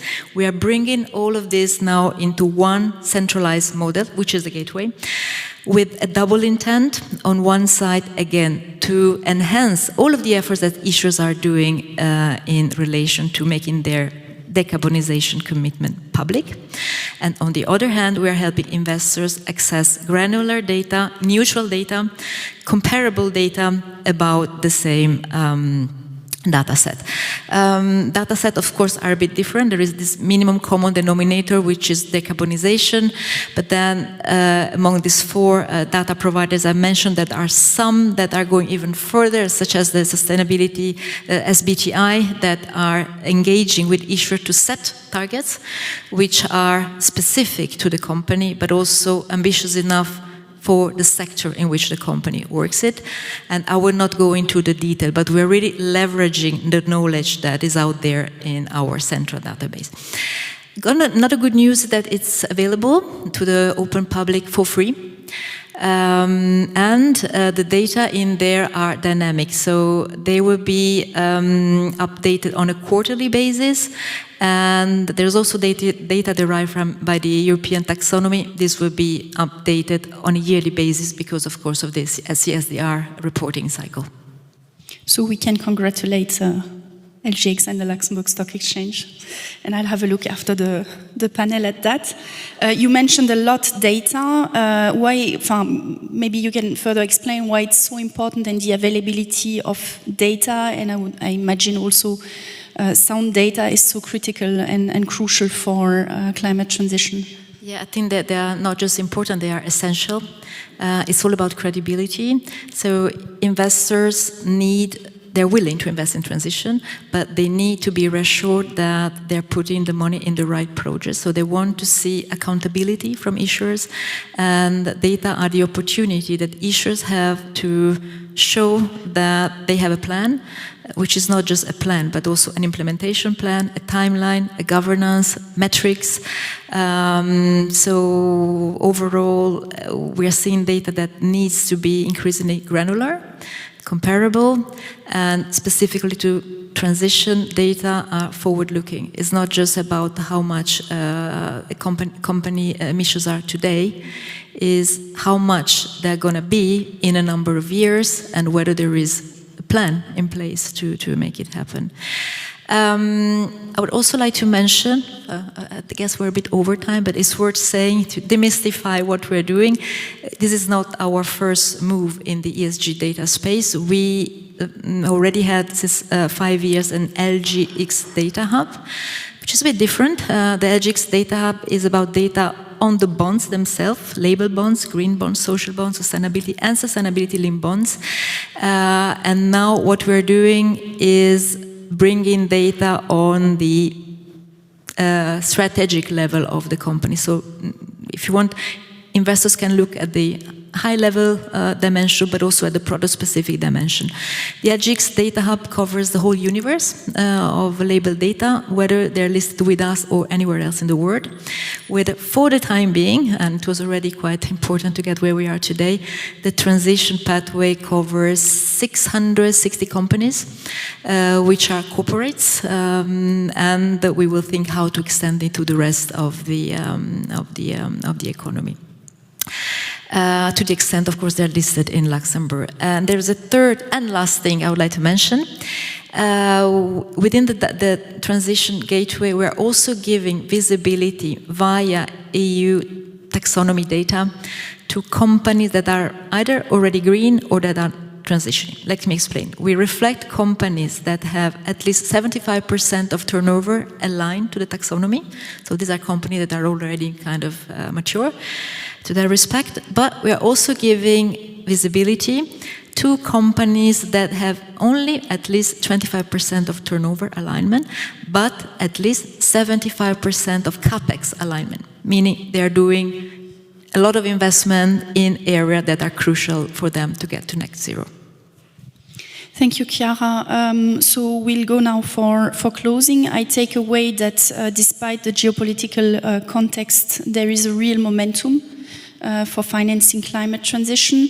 But it means right data, tools, partnership. It means looking at local projects, but also in emerging countries, as you said. I also obviously take away the launch now of the new gateway. And again, congratulations on this. With the criticality of data, which is in the DNA also of LGX to give access to that critical data. Before we close the panel, would you like Elia or Chiara to give also a closing word? Yeah, I just wanted to pick up on something that you said, which is, this importance of an entity-level approach.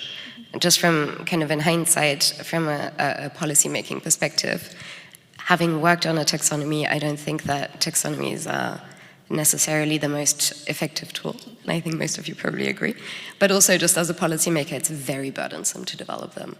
And the payoff is small, and I'm very excited to look at your tool because I would love to know how many companies have 75% alignment of turnover.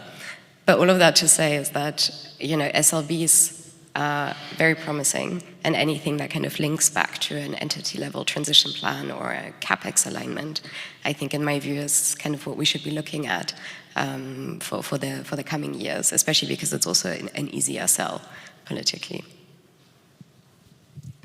Yeah.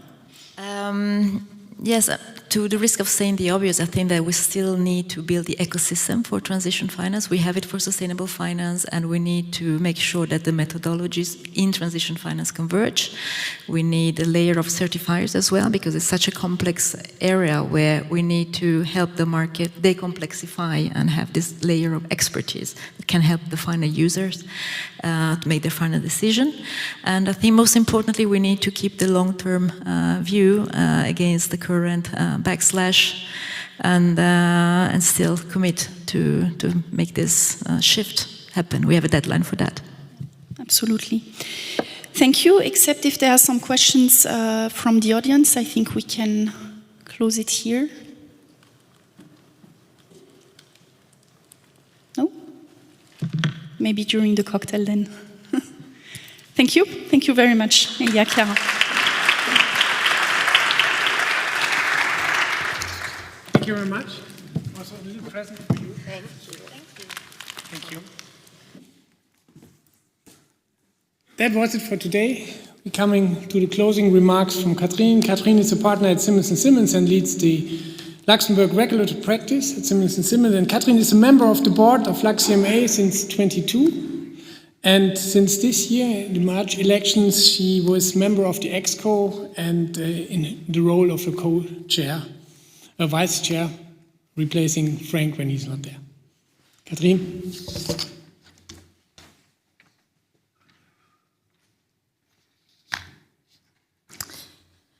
As the sun blazed high in the summer's embrace, you gathered here in this special place. Through the heat wave's test, you chose to stay to shape the future on this Capital Markets Day. Now my task is to sum up the day, to reflect on the insights shared along the way. And yes, I rhyme, this choice is clear, to keep your attention as we recap here. First, let me thank our special guests, Kalin and Mr. Marx of the CSSF. We are truly blessed. And Julie Becker, our beloved former chair, who joined us today and showed her care. And of course to our chair, Frank, a brainchild of this association to thank. Your leadership and vision set the tone, guiding us forward as our ambitions have grown. We began with blockchain, the law's new face, enabling markets in a digital space. With insights shared, the future was clear. A world of innovation is drawing near. Next, we turn to the tax terrain, where structured finance meets change again. The evolving landscape, complex yet bright, guided by experts shedding their light. Funds and securitization took the stage, a new era of convergence, a turning page. Collaboration and growth were the themes, building bridges to realize our dreams. Then came climate, a pressing call, financing transition to benefit all. Amid global headwinds, we found our way to navigate uncertainty and seize the day. Finally, startups and fintech took the floor, innovative financing to open the door, a future of growth, bold and new, opportunities abound for me and you. To our speakers, a heartfelt cheer. Your wisdom and passion brought us here. With every word, you lit the way, guiding us through this transformative day. To Joanna, a special thanks we owe for her efforts behind the scenes that made this show. Your dedication and work, so instrumental, made this event truly monumental. To our members without whom we would not be, your support and commitment drive our legacy. And to those who are not yet by our side, we welcome you to join and help us thrive. Networking today is more than a chance. It's a way to create, to grow, to advance. Opportunities bloom and business takes flight. Through collaboration, we build what's right. And though the heat was hard to ignore, Holger pitched shorts, what a thought to explore. A touch of humor to lighten the load as we navigated the insights this day bestowed. As we close, let's not forget the connections made, the goals we've set. Let's carry this spirit, this drive, this spark to brighten the future, to leave our mark. Now join us for a toast, a drink, a cheer at the Hemicycle Bar. Let's continue here. Thank you all for being part of this day. Here's to Luxembourg and paving the way. Thank you.